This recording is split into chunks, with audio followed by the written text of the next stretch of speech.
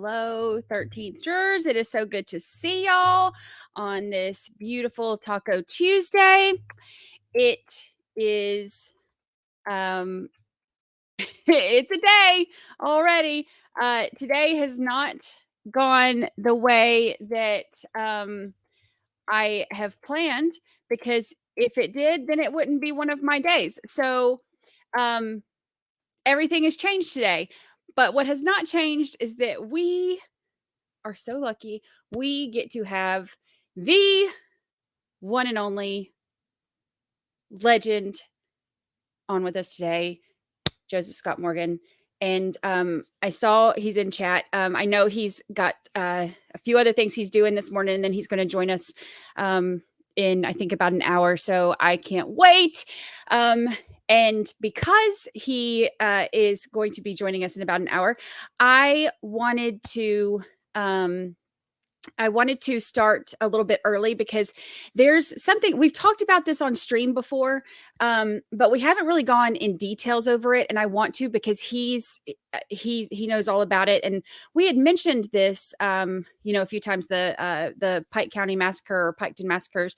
But I wanted to go over it for a couple reasons. Number one, because we have him here, and I want to hear everything he has to say about it. And then also, because it is a really interesting thing. This happened in Pike County. It's in Ohio. It happened in 2016, right before I moved to Ohio. And I lived like in between Cincinnati and Dayton. So when I moved there, this was like, a huge, huge deal. Everybody talked about it. And then there was the, podcast about it that I listened to and stuff. It's just, it's a crazy, crazy, crazy story. The trial that they had already, there's another one coming up, but the trial that they had already for George Wagner was, I haven't got to watch the whole thing. I've only seen pieces of it. But it was long. It was like 50 something days, I think, but, or it could have been even longer. From what I remember, I think it was 50 something days. So it was crazy long, but I want to go over, like kind of the Cliff's Notes version of it. And I'd even talked about, since the trial that we were planning on covering got pushed to September, we don't have anything coming up right now. There are a couple of sexual assault cases coming up. That's not my jam. I don't want to cover it. Not my thing. It's not my thing. Don't like it. So I'm not going to cover those. I know that there are some streamers who are going to be covering them.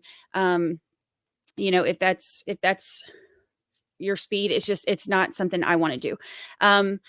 So because of that, there are a few cases that I found that are coming up, but I worked for hours and hours last night trying to find if they were going to be streamed, and I can't find any confirmation that either of them are going to be streamed. One of them starts next week, and then the other one starts later in the month, but those are the two that I was wanting to cover. But there's I think it was the 8th. Yeah, Henry Dinkins on the 8th. And then Jose Hernandez Jr.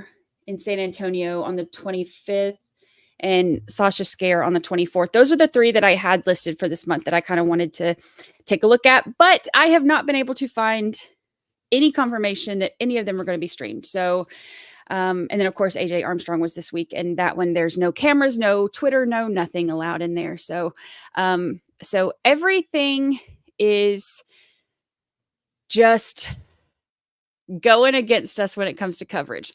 So having said that, I'd actually talked to JT and had thrown around the idea of playing the first trial for the Pike County Massacre, the George Wagner trial, but it is long. So I don't know. We're going to go over it some today, and then we might take a vote on what we're going to do next, because I have a few ideas, but we'll get through the stream today and then see how it goes. So let's start. Oh, and before we even get going, the Gilgo Beach murder hearing this morning, court papers showed that it was at 8:00 this morning. The news coverage that they were originally saying that they were going to be, live in the courtroom. When I went to pull it up this morning, they were live outside of the courtroom. So I don't think that they ended up being allowed to be in. So he was scheduled on the docket this morning at 8:00. Let me see if there's any updates since. What is on my keyboard? Let's see here. Nothing else since I did it. So I'll keep an eye on that. That's going to be one that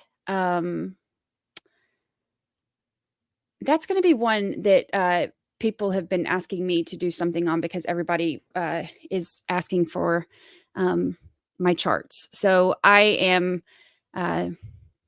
am looking into it. Alrighty. So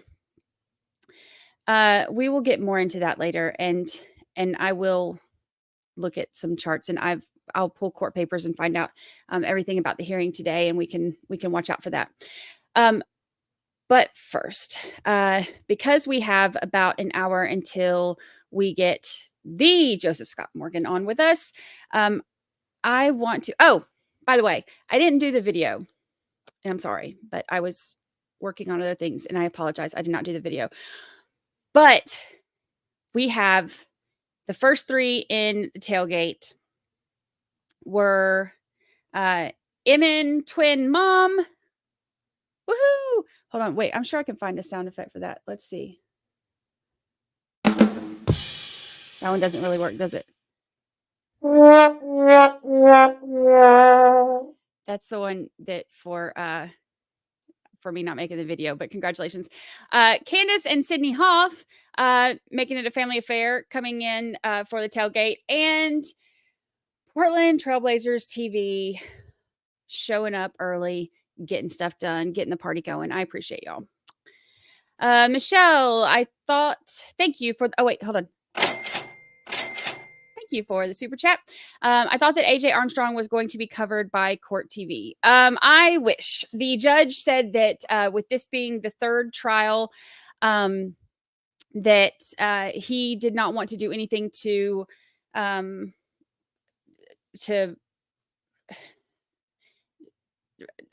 jeopardize the chance at a fair trial and an impartial jury and all of that. So not only are they not allowing cameras and streaming, but he's not even allowing like phones or anything like that in there. So there's not even, the court order says that they can't even be in there like tweeting updates or anything. There's no electronic stuff in there, which is so frustrating to me because that's such a big trial. This is, it's been a hung jury twice now. This is the third time that he's been tried. He was 16 years old when he allegedly shot and killed his parents. So this is 7 years ago. And now all of a sudden they say that they have submitted the shirt that he was wearing for DNA testing again. And this time they found something. So the whole thing is just crazy. And I really, really wanted to cover that one. But the judge said it's a no-go. So Amy H51 has been a member with us for 3 whole months. Happy anniversary. What? Did we just become best friends? Yep. Yay. We are glad to have you. We are glad to have you. And there you are, getting the party started early. Glad to have you in here. So that is what is going on in the whole entire world. I have not had a chance to look last night. I stayed busy all night. And I'm functioning on like 2 Monster energy drinks, a cup of coffee and dry shampoo right now. That's what I'm living on. So I will look into it today when we finish the stream to see if I can find any reporters who have been or who were in AJ Armstrong yesterday and hopefully there today that are at least taking notes so we can keep updated on it, because I'm really interested in that one. But it's tough when the judge isn't letting any kind of electronics. So but I will try to keep a lookout for that. And if you find a reporter, if you have a chance to look into it before I do and you find a reporter, let me know and I will cover all of that. Too much straw wine. Not enough straw wine. That's what the problem was. Not enough. Alrighty. So let's take a look at this story. So this one is kind of complicated. And if we do decide to watch the first trial, we are, oh, thank you, Sharon Ken Sharp. Oh, look. Hold on, you get 2 of them. Here we go. What? Did we just become best friends? Yep. Yay. Thank you so much. Y'all are a highlight of my day too. I appreciate that so much. This is really one of the, I mean, this is, it is a lot of work, but it makes it worth it. I really do enjoy hanging out with y'all and going over all of this stuff with y'all and experiencing everything along with you. So I appreciate it. Y'all are the best. And thank you so much. That's very generous. I appreciate you. Alrighty. So let's take a look at this. Now, this is one of those that people have told me, is one that would need charts when I've talked about it before. So it's there's a lot. So I'll try to keep it as understandable as possible in just the short time that we have, because it's kind of involved. But it's a doozy. So this was in, we have a new member. Hello, welcome. What? Did we just become best friends? Yep. Yay. Welcome, Helen Kessler. It is good to see you. Welcome to the family. We are glad to have you. Come on in, take your seat. It is good to have you here. Okay, so the Pike County shootings. Here's the deal with the Pike County shootings. So, this was in Ohio. It's also known as Pike County Massacre, Piketon Massacre, however you want to, however you've heard of it. There's all kinds of different names for it. So here's what happens. Okay, so I don't even know. It's so involved. I don't even know where to really start. It was like April of 2016, because it was right before I moved to Ohio. There were 8 people that were all in the same family that were shot and killed. But it wasn't just one home. This isn't like 8 people in one home and then they were gone. This is 8 people. There were 4 homes total. And their bodies were found like the next day, or if it happened early in the morning, it was later in the day, whatever the details were. But so here's the thing. 7 of the victims, 6 of them were adults, and then there was one 16-year-old, but they were shot execution style. There was an 8th victim. Let's see, the 6 adults, the 7th was the 16-year-old. Yeah. And then the 8th victim was shot in a camper nearby. There were 3 young kids who were left unharmed. So the only child that was shot was the 16-year-old, but the young kids were left left unharmed. So it was believed to be premeditated. Yeah, what happened to that family is beyond tragic. It's it's one of those that is like something, if you saw it on a movie, you wouldn't believe it's true. You know what I mean? So the investigation was like the biggest investigation in Ohio, history or whatever they were saying about it. Now, here's what's interesting. So hold on, let me pull up the names, because some of the names I can't remember. I remember the main ones. Let's see. And then we're going to go over this article. Alrighty, let's see. Okay, so bodies. Okay, so it was April 22nd. I couldn't remember the exact date. I just remember April. April 22nd. So the bodies were discovered after Bobby Jo Manley, who is the sister of the victim, Dana, came to feed the pets at the homes. Police were first alerted by a 911 call about 2 bodies inside a home on Union Hill Road at 7:51 a.m. Before the police arrived, Manley discovered 2 more bodies in the second home on the property. Her brother went to go check on their sister Dana and discovered the 3rd crime scene, where the police found 3 more victims when they arrived. And then at 1:26, another 911 call came in and reported an 8th body, an adult male, at a 4th residence in the nearby village of Piketon. 3 young children, ages 3 years old, 6 months old, and 4 days, were unharmed during the shootings, with the 4-day-old being found in bed with her mother's body. 7 adults and a 16-year-old were among those slain. The 4-day-old and the 6-month-old were placed under protective service, and the 3-year-old was put under the guardianship of his mother, who was not involved in the shootings. So the 8 victims were of the Roden family. So I want to. Okay, so hold on, let me pull up. I think there's a chart that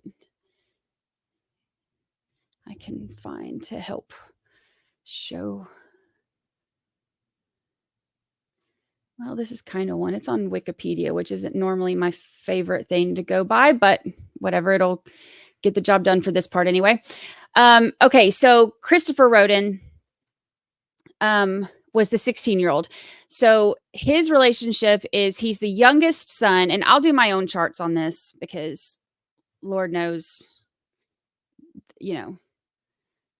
chart lady did not do these.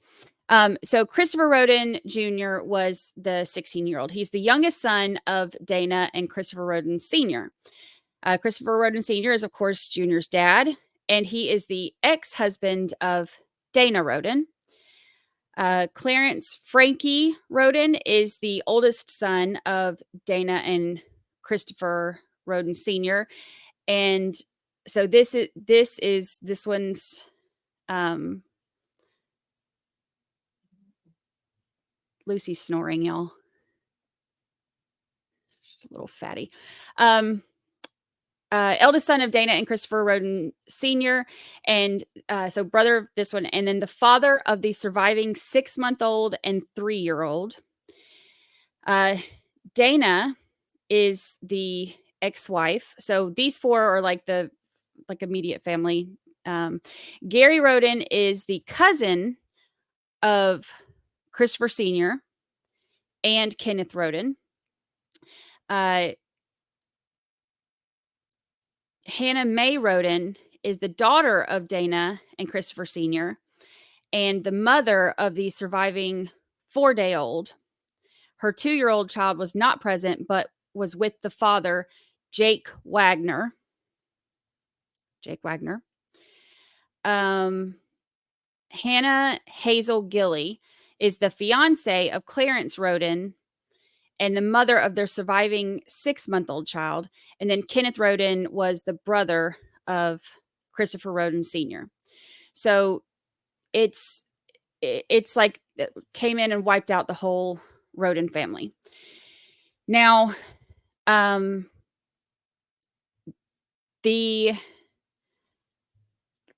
I want to look at this article because this one does a pretty good job of going over some of the stuff as they went through trial and stuff. So it's been dubbed as the largest murder investigation in Ohio. The murder of 8 family members in a small community made national headlines. The victims, Christopher Roden Sr., I'm not going to go through all of their names again right this moment just because we just did this. They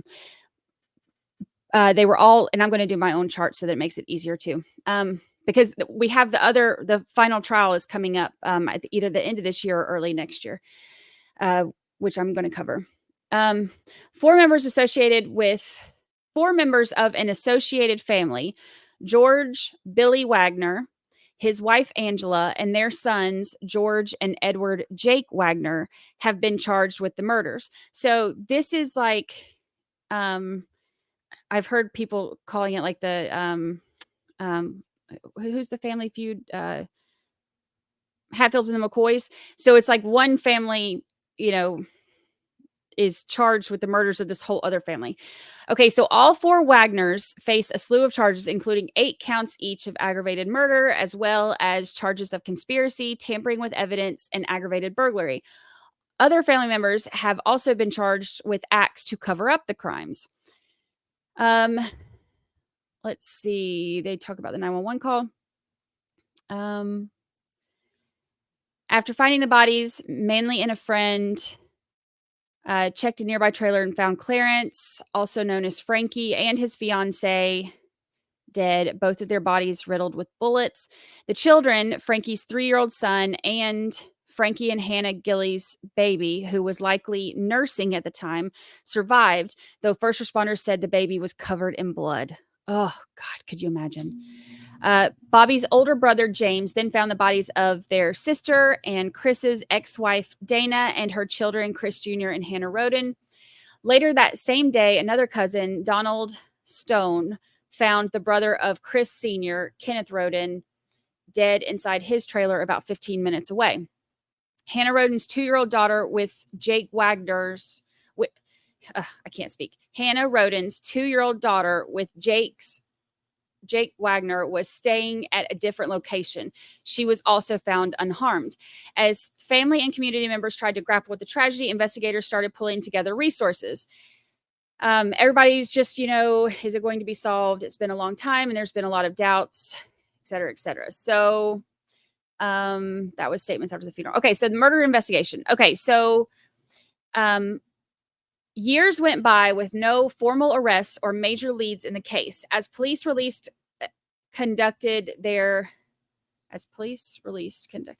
did not spell check this article. Conducted their preliminary investigation. Details about a marijuana growing operation and cockfighting led the public to speculate about a possible cartel connection. Family and community members grew weary about the length of the investigation, often making public pleas for information leading to the killers. Mike DeWine, the Attorney General in Ohio, issued a public inquiry about 4 individuals: George Billy Wagner III, Angela Wagner, George Wagner IV, and Edward Jake Wagner. All 4 were former residents on Peterson Road in Peebles, Ohio, at the time of the murder and were believed to be residing in Alaska. Nobody goes to Alaska unless they're fleeing something. I've seen that before. Following a 2018 Ohio Supreme Court decision, journalists were allowed to view preliminary autopsy and investigative notes, findings, and photographs. Heavily redacted versions of the reports showed all but one of the victims were shot multiple times in the head. However, details about any other injuries and toxicology tests weren't released. Nearly 2.5 years after the murders, the public saw a major break in the case. The 4 members of the Wagner family were arrested in November of 2018. Investigators said the Wagner family, a longtime friend of the Rodens, were embroiled in custody dispute over Hannah and Jake's then 2-year-old daughter. So now they're saying, okay, well, maybe this is all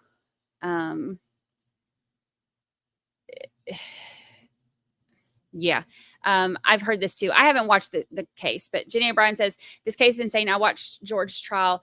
A lot of people opted out of being on camera, so there was a lot of dead air in the trial, which is, the trial lasted a really long time, but I have heard that there's a lot of time that was just kind of wasted that we could skip through. So it's one of the reasons I've considered doing it, especially because this one's such an interesting one and we still have one more trial to go in this. Alrighty. So at the time, an attorney for the Wagner family said all 4 family members had provided laptops, phones, and DNA samples to investigators and agreed to be interviewed about the slayings. A short time later, the family moved to Alaska. The FBI tracked George Billy Wagner III to Lexington, Kentucky.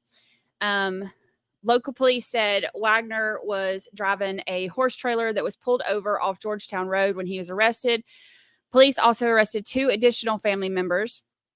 Rita Newcomb, Angela Wagner's mother, was indicted on 3 counts of forgery, 1 count of obstructing justice, and 1 count of perjury. Frederica Wagner, George Billy III's mother, was indicted on 1 count of obstructing justice and 1 count of perjury. According to an indictment, both women lied to a grand jury. The indictment also alleges that Newcomb forged a custody document 19 days before 8 members of the Roden family were murdered. So they're looking at this and saying, at this point that all of this is looking like it's coming from custody battle, right? According to documents, the Roden family said the Wagners tried to get Hannah to sign her parental rights over to Jake Wagner weeks before the massacre. Charges were eventually dropped against Frederica. For the next 5 years, members of the Wagner family continued to deny that they had any knowledge of why anyone had invaded the Rodens' compound and killed them with silenced guns as they slept. And then the confession. On April 21st of 2021, the 5th anniversary of murders, a status hearing in Pike County courtroom turned into a surprise plea deal in the killings. Attorney General DeWine stood at the Pike County courthouse steps with members of the Roden family and announced the youngest son, Jake Wagner, had agreed to a plea deal to avoid the death penalty. According to court documents, Wagner agreed to a deal, pleading guilty to 23 counts, including 8 counts of aggravated murder for the massacre of the Roden family. Jake also pleaded guilty to felony conspiracy, aggravated burglary, unlawful possession of a dangerous ordinance, tampering with evidence, forgery, unauthorized use of property, interception of wire and oral communications, obstruction of justice, and engaging in a pattern of corrupt activity, as well as unlawful sexual conduct with a minor, Hannah Mae Roden, who was 13 when their relationship began. It's not anticipated that you will ever be released from prison. Judge Randy Deering asked Wagner, "Do you understand that?" He said, "I do, Your Honor." So his deal also included an agreement that will allow Angela, Billy, and George IV to avoid the death penalty, but that meant Jake would have to testify in each of their trials. Following his confession, Jake's mother, Angela, pleaded guilty to conspiracy to commit aggravated murder along with burglary, evidence tampering, and other charges in September 2021. In exchange for the plea, prosecutors dropped aggravated murder charges against her and recommended that she serve a 30-year prison sentence. Prosecutors said Angela's agreement to testify against other remaining defendants was also part of the deal. George Billy Wagner III and Jake's brother, George Wagner IV, who were accused of participating in the homicides, maintain their innocence. Due to a gag order, no one involved in the case can speak to the press. So the trial that they had, this was like December or something? November, December, something like that, I think. The eldest son, George IV, is first up to trial. Jury members began hearing witness and expert testimony in September is when it started. I think December is when it maybe ended. Wagner was indicted on 22 counts, including 8 counts of aggravated murder, 4 counts of aggravated burglary, 3 counts of tampering with evidence, 1 count of conspiracy, 1 count of unlawful possession of dangerous ordnance, 1 count of forgery, 1 count of unauthorized use of computer or telecommunications, 1 count of interception of wire, oral or electronic communications, and 1 count of obstructing justice, and 1 count of engaging in a pattern of corrupt activity. So it's just charge after charge after charge, y'all. Family members have testified Hannah Roden was scared of the, quote, entire Wagner family, and that they were obsessed with taking custody of Hannah's child with Jake. Witnesses at the trial described Jake as an older, abusive boyfriend who tried to control Hannah. Was there any observations you had of Jake Wagner that caused you to not like him? Hamilton County Prosecutor Angela Canepa asked Roden's cousin, April Manley. And she said he was very controlling over Hannah.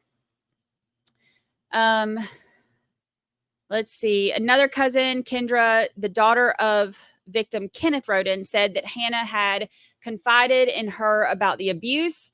She said that Hannah had not only told me, but played audio recordings of Jake admitting to hitting her, choking her, pushing her against the wall. Prosecutors at George IV's trial said the dispute over Hannah and Jake's daughter was the motive behind all of these murders. So all of this over the dispute of their daughter. Prosecutors said that the Wagner family planned the killings for months using guns with homemade silencers, allowing them to kill their victims as they slept. Trial testimony also revealed that some of Wagner men attended the funerals for the Rodens. Video shows the men arriving at Gary Roden's funeral before they were considered suspects. The testimony of Special Agent Ryan, I ain't even going to try that one. Ryan, he's just going to go by Ryan, with the Ohio Bureau of Criminal Investigation, provided the public with a lot of answers about the case. During the testimony, Ryan said early on investigators hoped a cell phone tower dump would point them in the right direction. They issued a search warrant to an undisclosed cell phone provider and asked for information about all of the devices that connected to a tower during a certain time frame. You can look at patterns like this. Is the first time the device ever hit that tower. That would be suspect. That would be something that we would want to investigate. The absence of a phone could be suspicious. It works well in big cities because there's lots of towers and you can kind of pinpoint things down. Unfortunately, here, every single person in Pike County was on those towers. So I'm not going to go through too much of the rest of like the evidence stuff, but this one is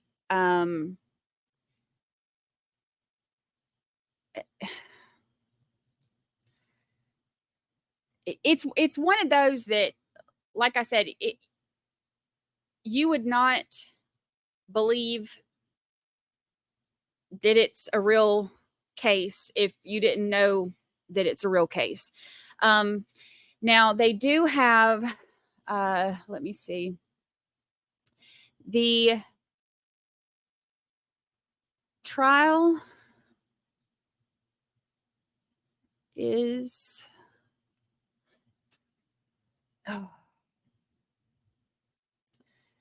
let's see here.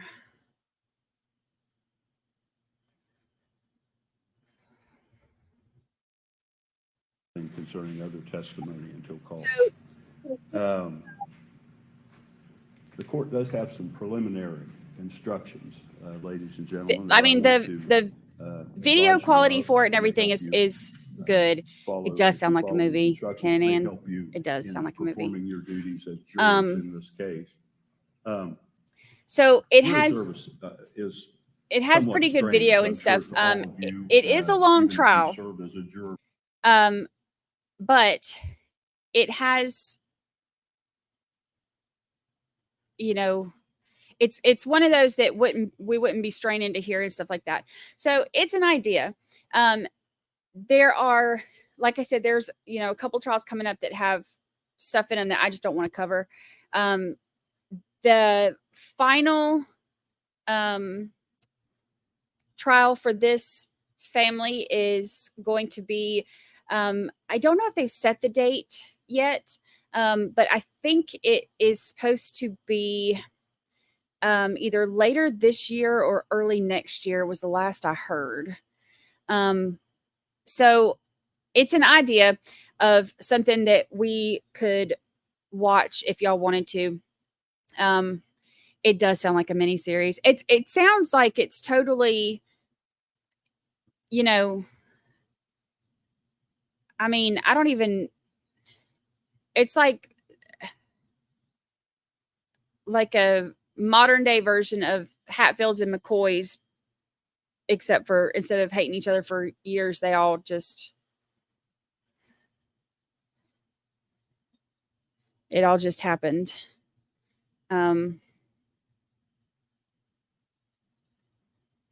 All in one night. Oh. It's like off the show Justified. Okay, so I'm going to do a poll.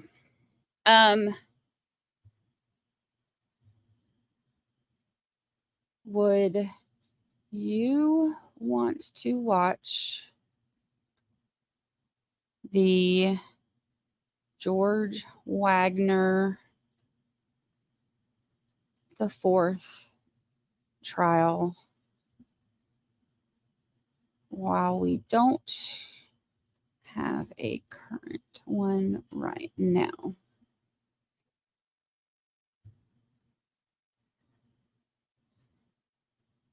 Okay. Because I know that, most of day court, what we do is cover the, current stuff going on. However, I can't find one that I'm really that interested in covering that's coming up right now that even has coverage. And that may change. But one of the things about this one too is, like somebody else mentioned, there is a lot of like dead space in between. So we would be able to get through it, quicker than what it took them. And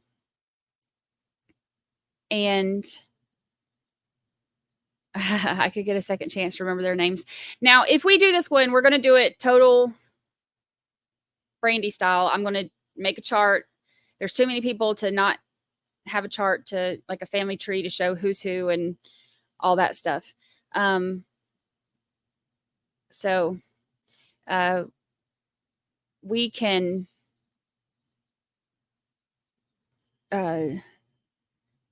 take a look at it and see, but it is an option.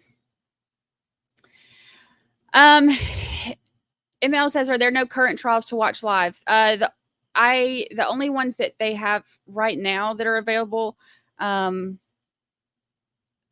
I've been able to find have are like sexual assault and stuff, and I'm just not into that. There's one that starts tomorrow that we could do. It will be a very short one. We could do it to finish out the week this week, possibly, but okay, yeah, I was thinking not a drama llama. I was thinking that it was going to be late this year or early next year. So for the other trial. So yes, you could be our boots on the ground. The trial that starts tomorrow is an actor who is accused of assault on a 30-year-old. I mean, it will probably be a pretty short one. So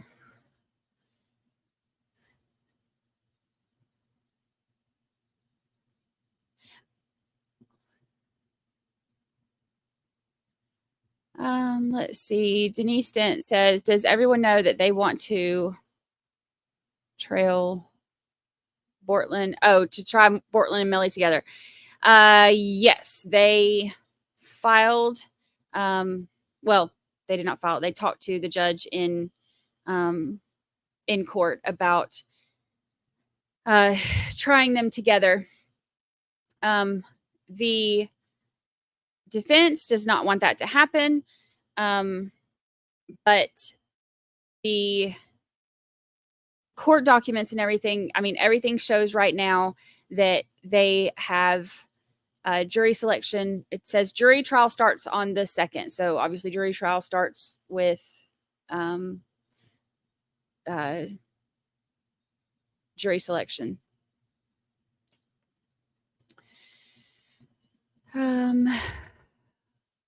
So we'll see. But I mean, them being tried together, that can always, that I don't see that necessarily happening. So right now they have a calendar call on September 22nd, and then they have jury trial is scheduled to start on October 2nd.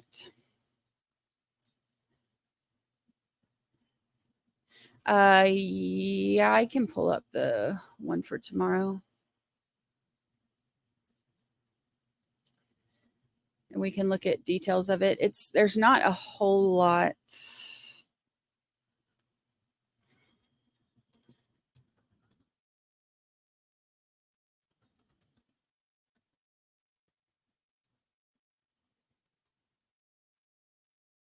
I don't know the actor, Jonathan Majors or something like that.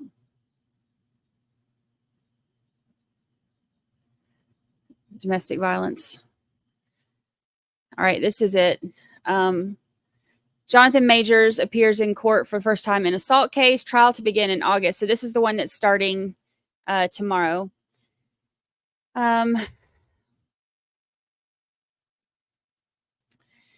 Jonathan Majors is going to trial in August on domestic violence charges. The embattled actor appeared in person in a Lower Manhattan courtroom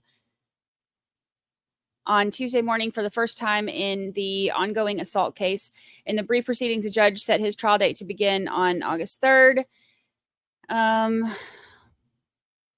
His girlfriend, Megan Good, was also in attendance. Hearing lasted 3 minutes.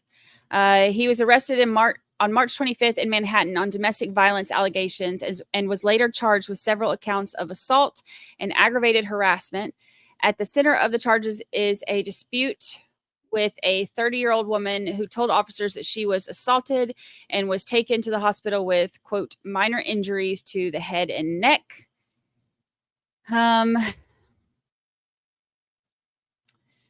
His criminal defense lawyer issued a statement saying her team has delivered evidence to the DA proving Grace Jabari's assault on Jonathan Majors and not the other way around. They strongly requested that the DA dismiss all charges immediately and initiate proceedings against Ms. Jabari, holding her accountable for her crimes. While we are hopeful that the district attorney is reviewing these materials in good faith and will do the right thing soon to accelerate our case, we've requested a trial date ASAP. In April, the alleged victim was granted temporary order of protection, which means the two parties must not have any direct or third-party contact. The stay-away order remains till the beginning of the trial.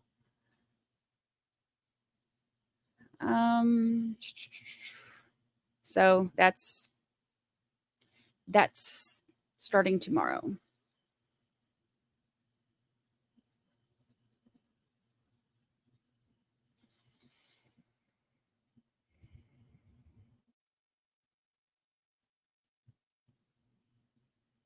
And following the hearing, the attorney referred to the case as a witch hunt and claimed the proceeding is saturated with explicit and implicit bias. She also alleges the treatment of Majors, whom she described as a, quote, black man weighing 200 pounds, end quote, highlights the, quote, racial bias that permeates the criminal justice system. Majors was dropped by his PR team as well as his management.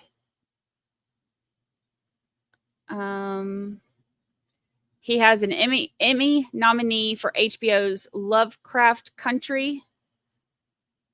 And he was positioned to have a major role in the Marvel Cinematic Universe as the villainous King the Conqueror. As a result, as part of the fallout, he's been dropped from projects including the feature film The Man in My Basement, as well as advertising campaigns with the U.S. Army and Major League Baseball team, the Texas Rangers.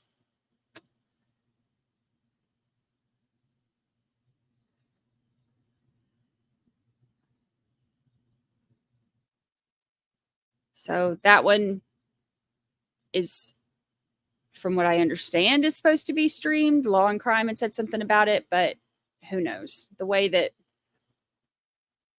my week has gone, I spend as many hours a day researching this stuff as I do actually on stream. So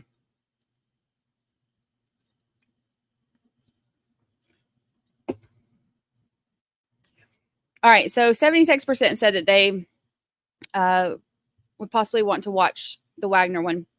Here's the thing. If we don't watch it right now, I'm still going to watch it. I just don't know when yet. But it's going to be,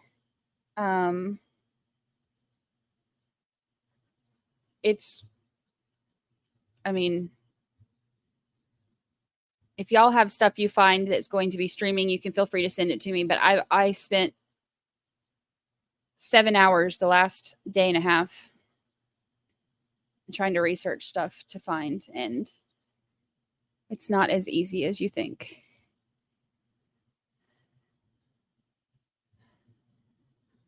Okay.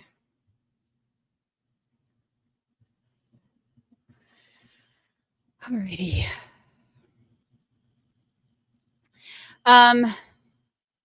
Yeah. Yeah.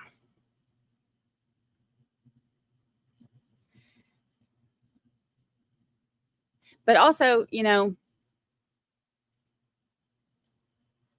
the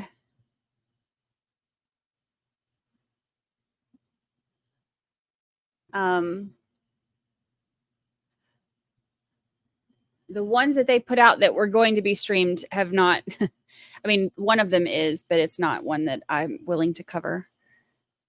So we'll see.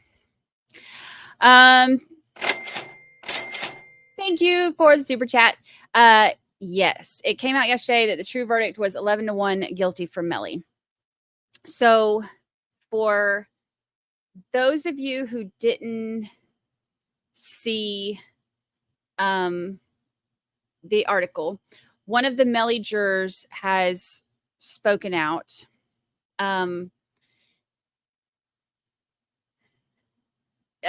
And said that he saw where Jamie, Melly's mom, had said that the jurors had, you know, said that 9 of them were in favor of acquitting and 3 of them weren't, which I said from day one that I don't believe that because the jury wasn't polled. So I said from day one she made that up, or that I believe she made that up.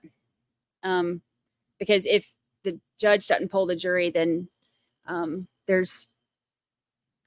and he dismissed them, it would be hard for them to know that. So, but she put that all over social media, of course. And one of the jurors came out and said that that was not the truth, that it was 11-1 in favor of manslaughter.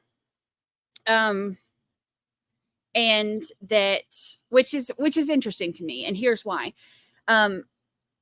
What that means is that they believe that he did it, that he killed them, unjustifiable murder, but it means that they don't believe it was premeditated.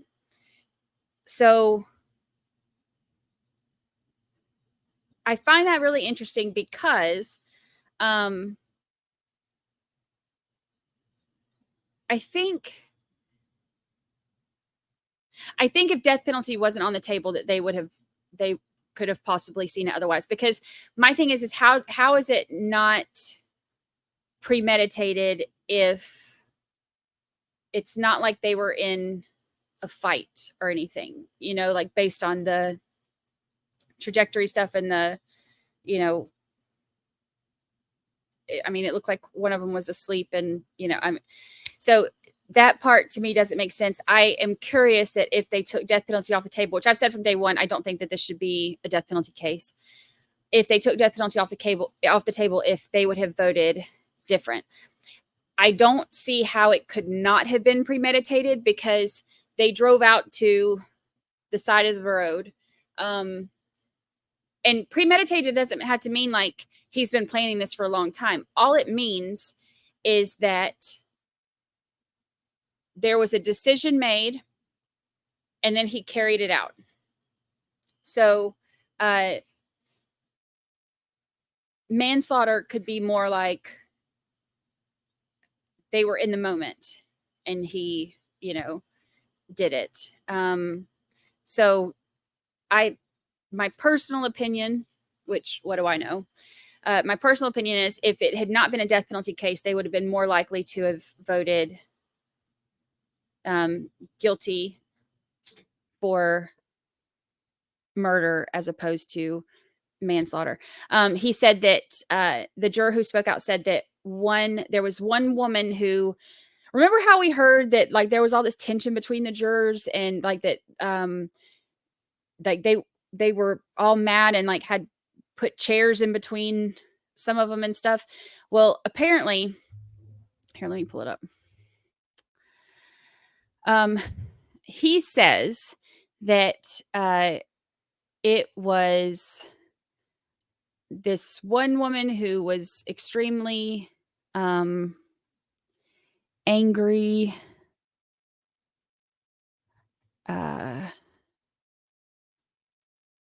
Where did it go? Here it is.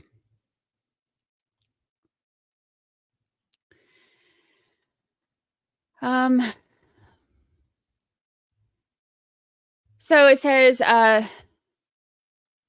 most jurors wanted to convict Melly of the 2 murders in Broward. Former juror says, quote, manipulative woman was to blame for YNW Melly mistrial, former juror says. So this is according to one of the jurors. A person who served as a juror during Melly's first trial for the murders of his fellow YNW collective rappers told Local 10 News that the majority wanted a guilty verdict. Speaking on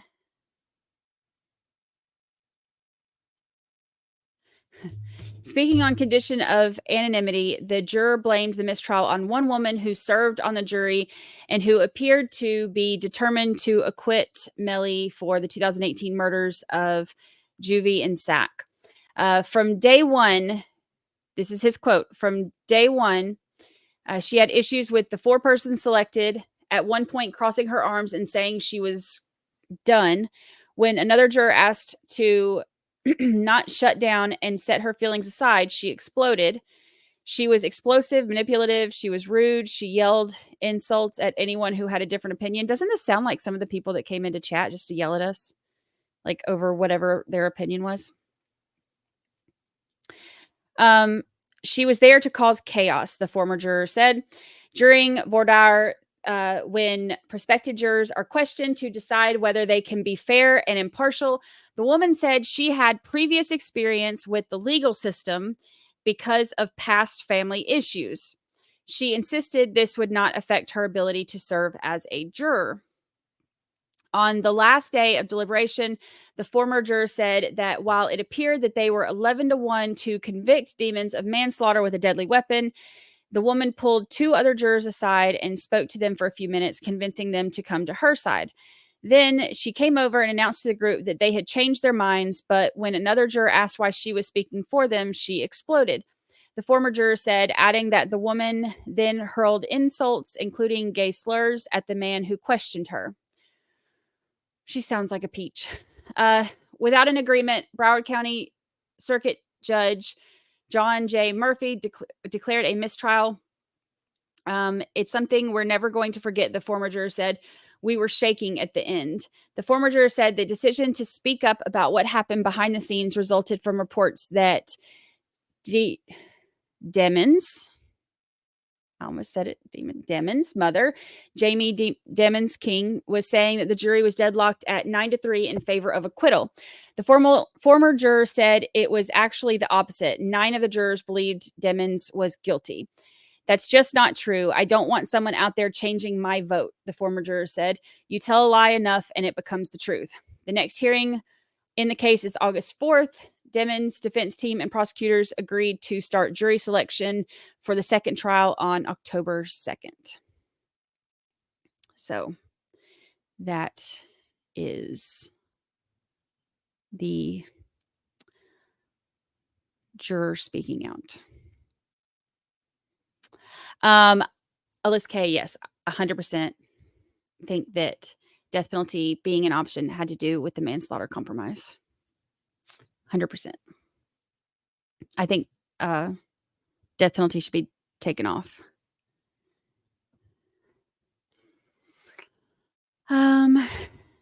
Juror dynamics are so interesting. Yes, they are.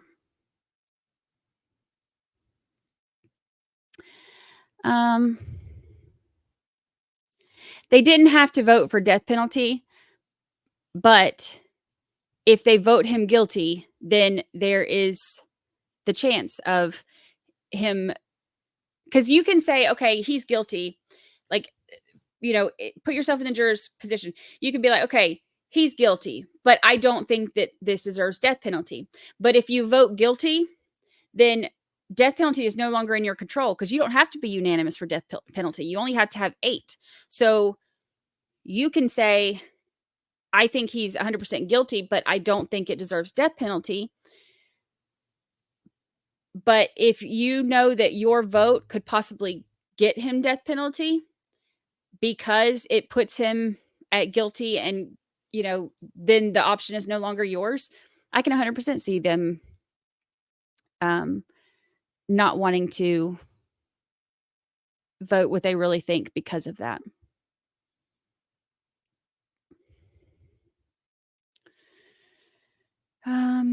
Let's see.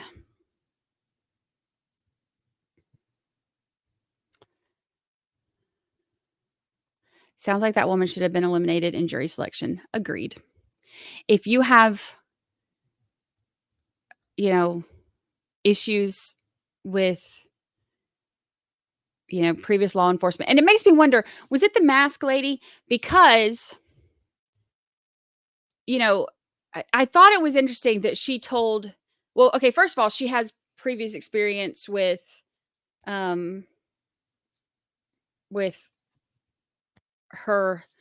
somebody in her family getting mugged or whatever. But then for her to tell the judge, like, that he was being disrespectful by not telling them that somebody was coming out with a mask. I mean, maybe it was, who knows? Who knows?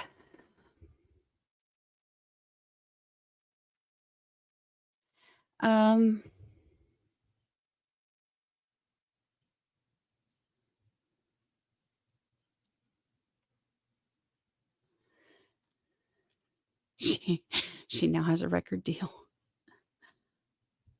You guys.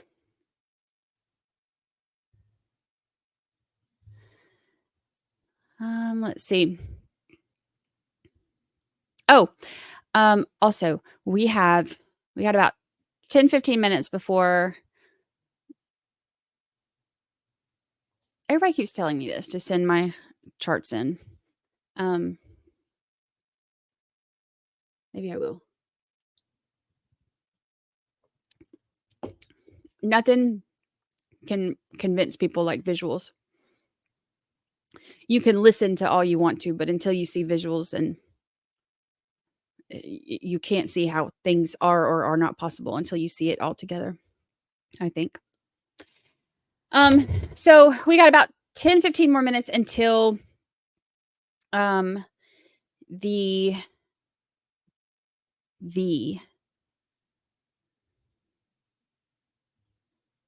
yeah, I think it could have been her. It's definitely a possibility. Until the Joseph Scott Morgan comes on. If y'all have any other questions, oh, that reminds me, I need to check my email.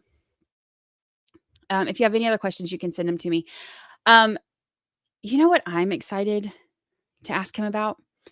You know how when we were going over the Lori Vallow stuff, Joseph Scott Morgan has seen the autopsy for Alex Cox, Lori's brother, who died of natural causes. And I cannot wait to ask him what he thinks about that, because there's been so many like tinfoil tiara theories surrounding that. I'm curious to see what he says. Hello, Kathy Davidson. It got pushed back.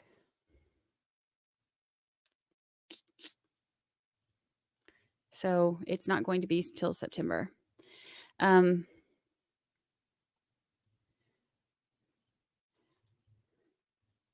So there's not a whole lot that I have to cover at the moment.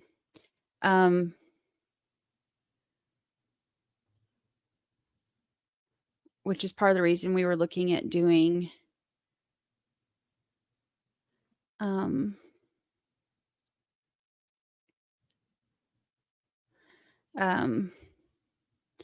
the George Wagner one.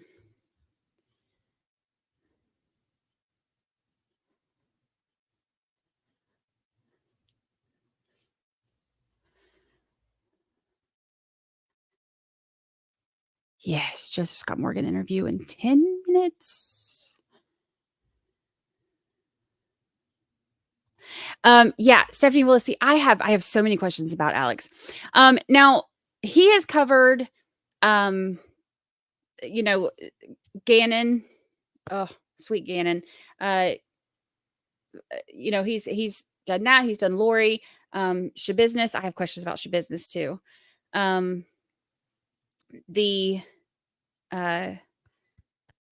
The Pike County Massacre that we were just looking at when we started. I mean, all kinds of stuff. So I'm curious. And I also can't wait to ask him that little ridiculous moment that Lori had yesterday when she said something about how death is not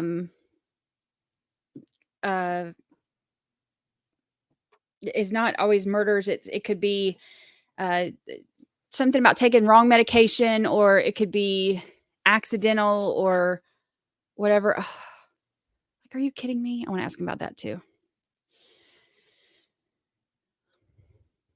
Ugh, that woman.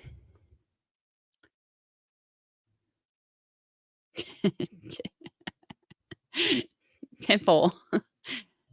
Tinfoil. Tinfoil. Tinfoil. Lisa Wilmot makes fun of the way I say things.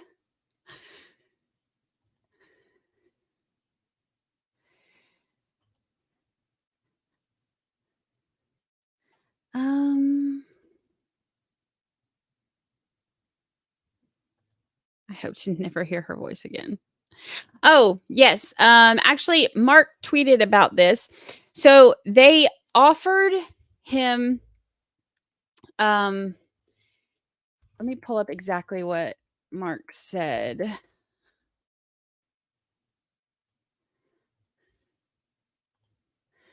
Oh, and did y'all see this? That Travis Rudolph set to make his XFL debut. He signed with Orlando, which is so cool. So excited about that. Okay, so he says the former Miami-Dade police officer charged with rape of a high-powered lawyer offered a misdemeanor to resolve his case. next Wednesday. Want to go to trial, but it's hard to turn down this resolution. The government has so much power. We need to constantly keep them in check. So, it's hard, and I can understand why he struggles with it because, you know, if you go to trial, jurors can be unpredictable. So it's just a big risk, obviously for them to offer him a plea deal with misdemeanor means that they know that they ain't got nothing. Now they've got the footage showing that, she lied about everything. And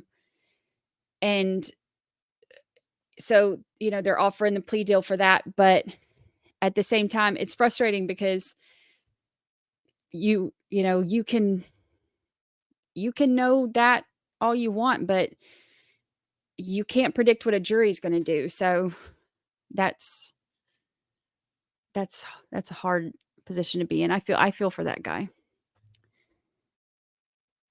Yeah. And those trials can be tricky. I mean, as much as you want a jury that, is able to be impartial. I mean, look at the one juror who said she could be impartial, that, that the juror was talking about on the Melly trial. So it's a big risk. I'm going to have to start watching XFL now. Yeah, me too. Me too. I'm excited. I'll have to make a trip to Orlando.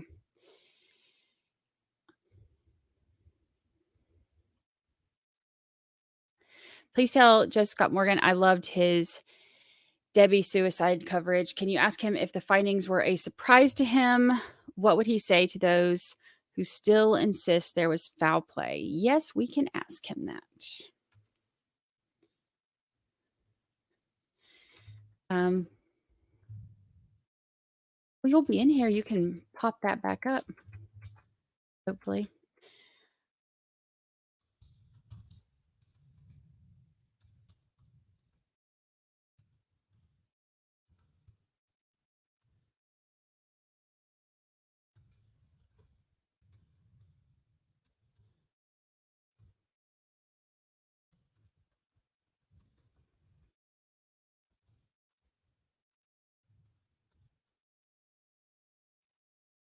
Okay, I marked it down just in case.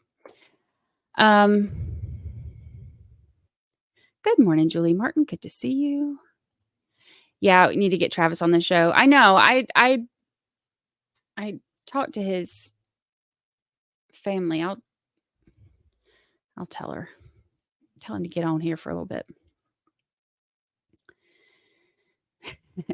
Yeah, he should change his number to lucky number 13 for 13 jurors.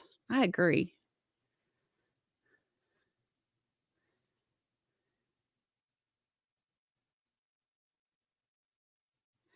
Liz K says, having been part of the decision-making process of trial versus plea, it's one of the hardest decisions out there. I believe it. It's just, juries are just so unpredictable.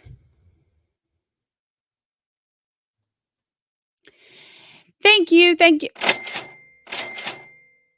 I love that. Thank you so much. I appreciate that. I appreciate that.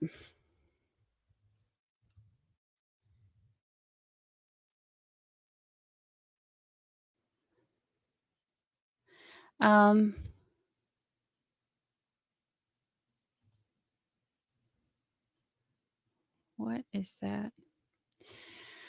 All right, let's see. Are you going to cover Charlie Adelson's trial? I believe that's set for October, right? I don't know. There's a lot going on in October. Like a lot going on in October. Let me see. I mean, right now we have October, we have Melly, we have the Courtney Clenny, the OnlyFans model, murder. We have Caitlin Armstrong, the cyclist. Like, for right now, for there to be such a slump, I just wish that they would take some of these October ones and be like, you know what? Let's go ahead and do this. Go ahead and pop this on up. Yeah, October's gonna be wild. Oh my gosh, I said that, and then as soon as I said that, then I see Alyssa K. October's gonna be wild. Yes. There's so much to cover in October.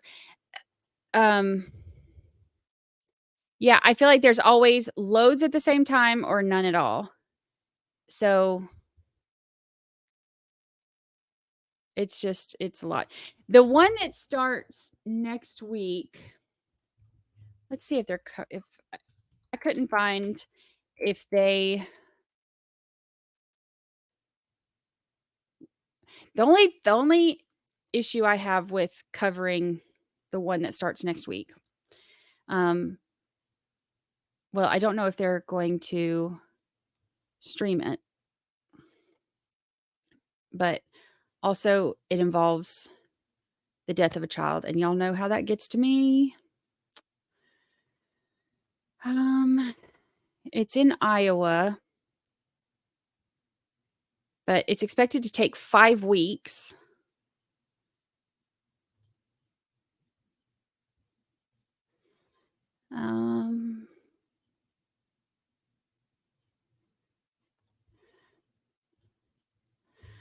Let's see. Trial of Henry Dinkins and death of, I will probably say her name wrong, Brazia Terrell. Expected to take 5 weeks. During a virtual hearing on Tuesday, the state said one of its key witnesses passed away in May. The trial is set to begin August 8th in Glen County. Man accused of kidnapping and murdering a 10-year-old Davenport girl just over 3 years ago will be heading to trial in Glen County on August 8th. She was reported missing July of 2020, and her body was found in March of 2021. The final pre-trial hearing for Henry Dinkins was held virtually on Tuesday. The hearing went over how many witnesses the prosecution plans to bring forward, a total of 122 people. Scott County Attorney Kelly Cunningham said those witnesses will be narrowed down before the trial begins in just a few weeks. So they won't be calling all of them. Cunningham also noticed that one of the key witnesses, Jared Brink, passed away in June. Cunningham said that he had pulled Dinkins out of the mud in the area where Terrell's body was found. The witness had been deposed in late May, so the prosecution motioned to introduce his testimony anyways.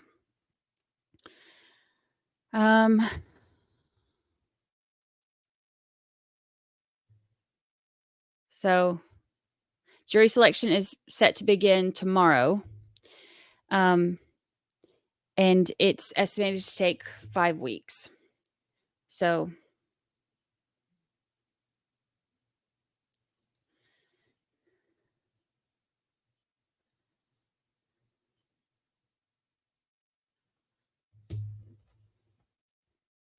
I need to find out if they're going to stream it. Yeah, he was deposed, so they're supposed to be in late May, so they're supposed to be entering his stuff in. But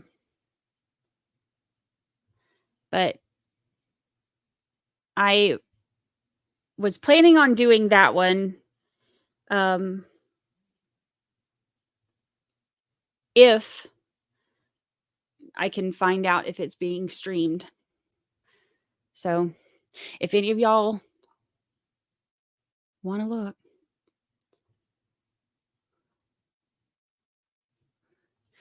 Her name is pronounced Briasia. Okay. I don't care if I pronounce the name wrong of again, an attorney or a, convicted killer or anything. Like, I don't care about that. I hate when I don't know how to pronounce a victim's name. I hate it. Oh, goodness gracious. We have the one y'all have all been waiting for, because you are not here to see me, and I know that. So, finally, without further ado, get all of your questions ready. We have the Ghost of Scott Morgan. Hello. Welcome. Hey, y'all. How are you doing this morning? We are doing so good. I started a little bit earlier today because we've talked a little bit on stream before about some of the cases that you covered that I streamed, and some of the things that were before. And so I started a little bit early this morning so that I could go over some of the stuff we've covered before, because I know that we all have questions. And I've talked about you. I know you were in here earlier saying hi to everybody, but for those of you who are just joining us that didn't hear me fangirling earlier today over everything, you're on. I mean, you're everywhere. You're Nancy Grace and Crime Stories and Court TV and Law and Crime, and then of course Body Bags. And you're on every. You have a bunch of fans in here too. Everybody was. Oh, well, saying I'm much appreciate. I appreciate that so much. That's very kind. I try to work hard. I never say it's a bad thing. I've learned after 10 years doing media. You do. The old adage, you're an overnight success after 10 years. And I started right. with Jodi Arias. That's how I started on HLN, and it was just a fluke. I had a producer with HLN that reached out to me, and because she heard about my book, my memoir that I released and won Georgia Author of the Year for, and she just happened to type in, because they were based in Atlanta, happened to type in medical examiner, local, and my name came up, and she contacted me and said, do you want to be on air talking about this case? And I was like, I've never done this before, but yeah, sure. I mean, I'm a professor now, so I pontificate, listen to myself chatter all day long. I was like, yeah, why not? Might be a good opportunity. So I did it, and that's where the journey started. Wow. That's cool. Actually, we're streaming Jodi Arias too in our night court. We do night court with like throwback trials on Monday, Wednesday, and Friday. So we're streaming that one too. That one's a crazy one. What a way to start in all that. But that's kind of starting with a big bang. Yeah, it really was. And the case immediately after that I was involved in was Trayvon Martin, the big one. And I don't know, you've got true crime fans, obviously, as part of your family here. And I don't know if you guys remember, there was an old show on HLN called After Dark. HLN After Dark, and there was a jury that they would impanel from the guest at the audience. They would have them. It was like a cattle call, and just pull people from Atlanta off the street and bring them in, and we would hear one issue per case, that night. And here I was this college professor, a forensic scientist, and you're in this big studio, and you're at a big plexiglass table, and you're surrounded by attorneys. It's like the seventh or fifth circle. I'm not sure which circle of hell it was, but I couldn't get a word in edgewise. And so they started pulling me aside when I was on there. Me and Vinny Politan, he ran it. And so, Vinny from Court TV, that's why I always appear on his show, because he's my friend. And and we would have a separate segment strictly on forensics.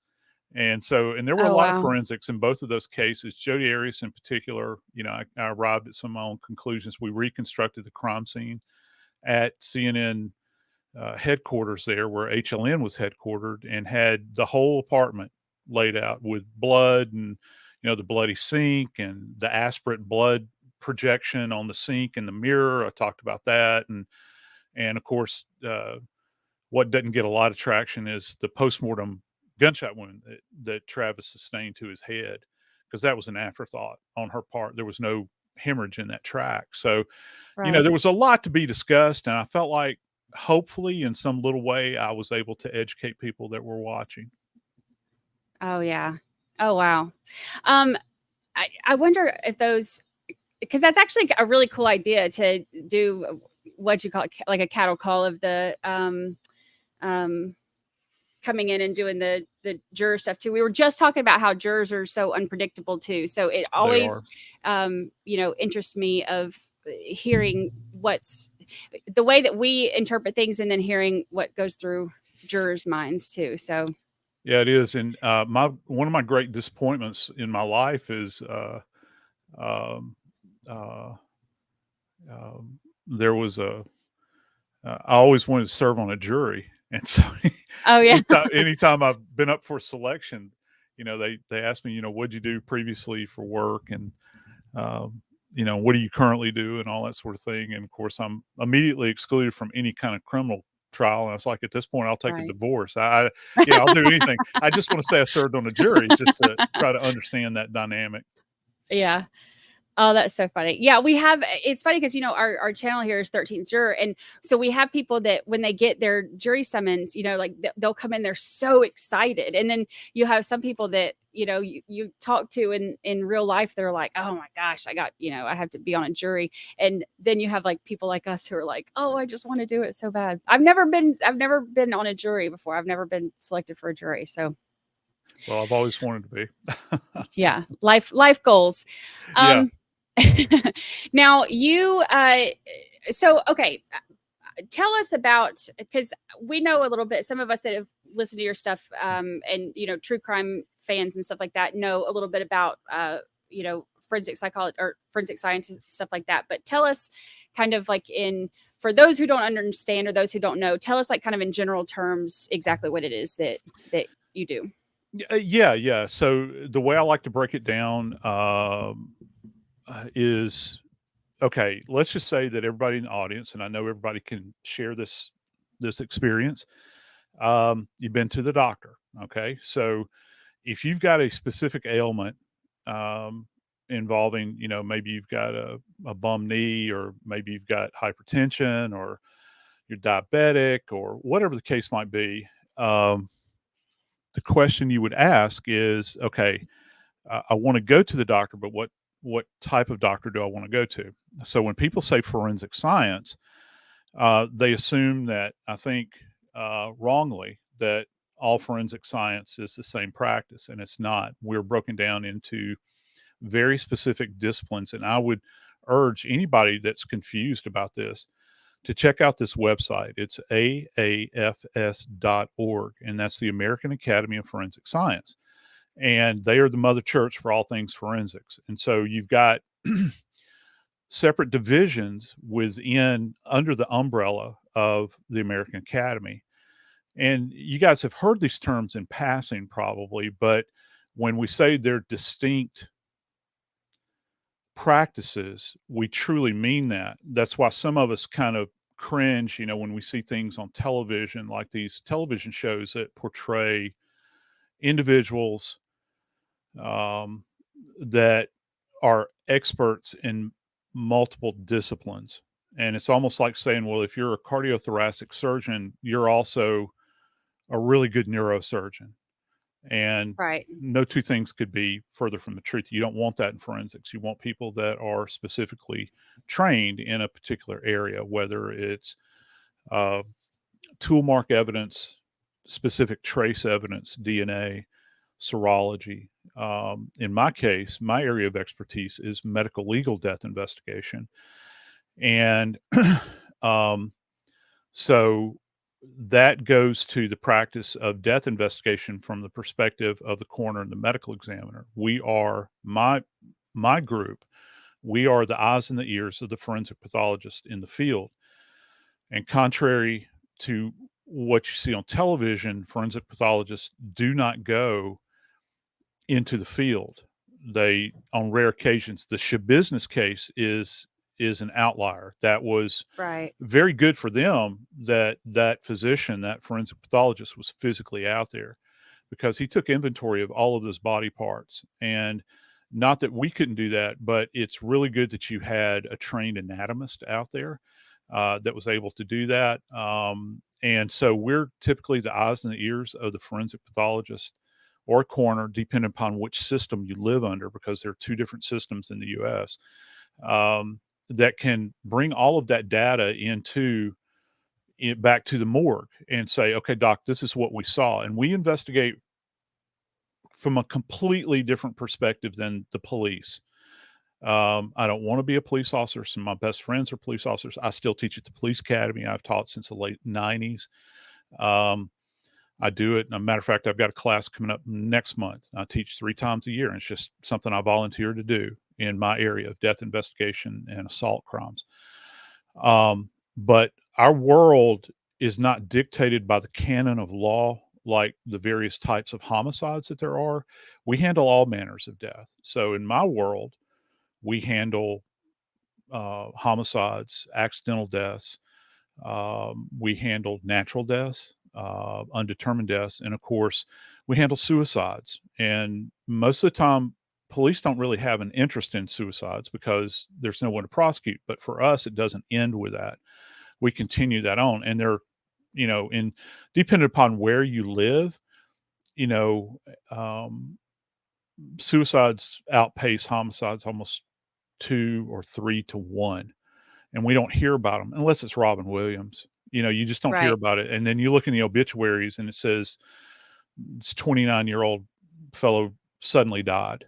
And then there's nothing else. And, because suicide is a tough thing for families and you don't hear about it. So there's all kinds of other areas of death that we delve into. And I tell people Yeah. that try to get into my business, my former practice, is that if you don't have an interest in natural disease pathology, then you're going to be very bored, because you're not going to go out and roll out on the next O.J. Simpson case, every single case you go out on. Right. That just doesn't happen. So, Right. that's kind of a thumbnail of forensics. And then I call on all of my friends that, some of my dear friends are forensic anthropologists that trained at the Body Farm and down at University of Florida. I've got friends that are handwriting experts. You name it, toxicologist. One of my best friends owns his own private forensic genetic lab. And so we come from a variety of different disciplines, and we kind of apply those to try to determine answers. Gotcha. Now, you mentioned the Schabusiness. Okay, so that one's an interesting one too, because I know that while it might not be normal for to go out to the scene on that one, they couldn't really avoid it. I mean, and I listened to your episode on that one, and something that I remember hearing but didn't really stand out to me until I listened to your episode was the foot in the chest. Mm-hmm. That just talk to me about the details. This is one of the strangest, obviously, most gruesome, and especially for for a female, it's not something that I've seen in. I mean, I've seen some pretty gory cases, but I haven't seen one to this level from a female that I can remember. But especially the foot and the chest and the details of that. Talk to me about that one, because I think that one's one of the most. This is one of the most interesting and also disturbing cases. Yeah. I obviously it's over the top when and that's one of the reasons that kind of caught my attention. I thought, anytime I kind of measure anything out to do on body bags, I'll say, well, is there any kind of interest in this case? And it was a weird circumstance. I had actually taped an episode of the Schabusiness case before it was even a trial. And that came out back in either May. I think it may have come out in May or very early June, without really knowing what the status was going forward. And the next thing I know, it pops up on the radar, and it's one of those cases that really caught the attention nationally, particularly the media. And a lot of it had to do with the over-the-top nature of it. Mm-hmm. And when I initially taped that first episode of Body Bags, I I did not know. Um, I didn't have all of the information at that point in time that we now possess as a result of the trial. And you specifically mentioned the foot. I've had dismemberment cases over the course of my career. By the way, I can tell you this. I have seen an uptick in the number of dismemberment cases over the course of my time covering just in the past 10 years. For some reason, there's been a bump in the numbers. Just familial stuff that's really bad, Yeah. horribly, horrible cases. But anyway, Schabusiness stood out among all of those because of the nature with which she perpetrated this. And she had a significant amount of time with Chad's body down there Yeah. in that basement, and was so bold to do it in the place where he was domiciled with his mama.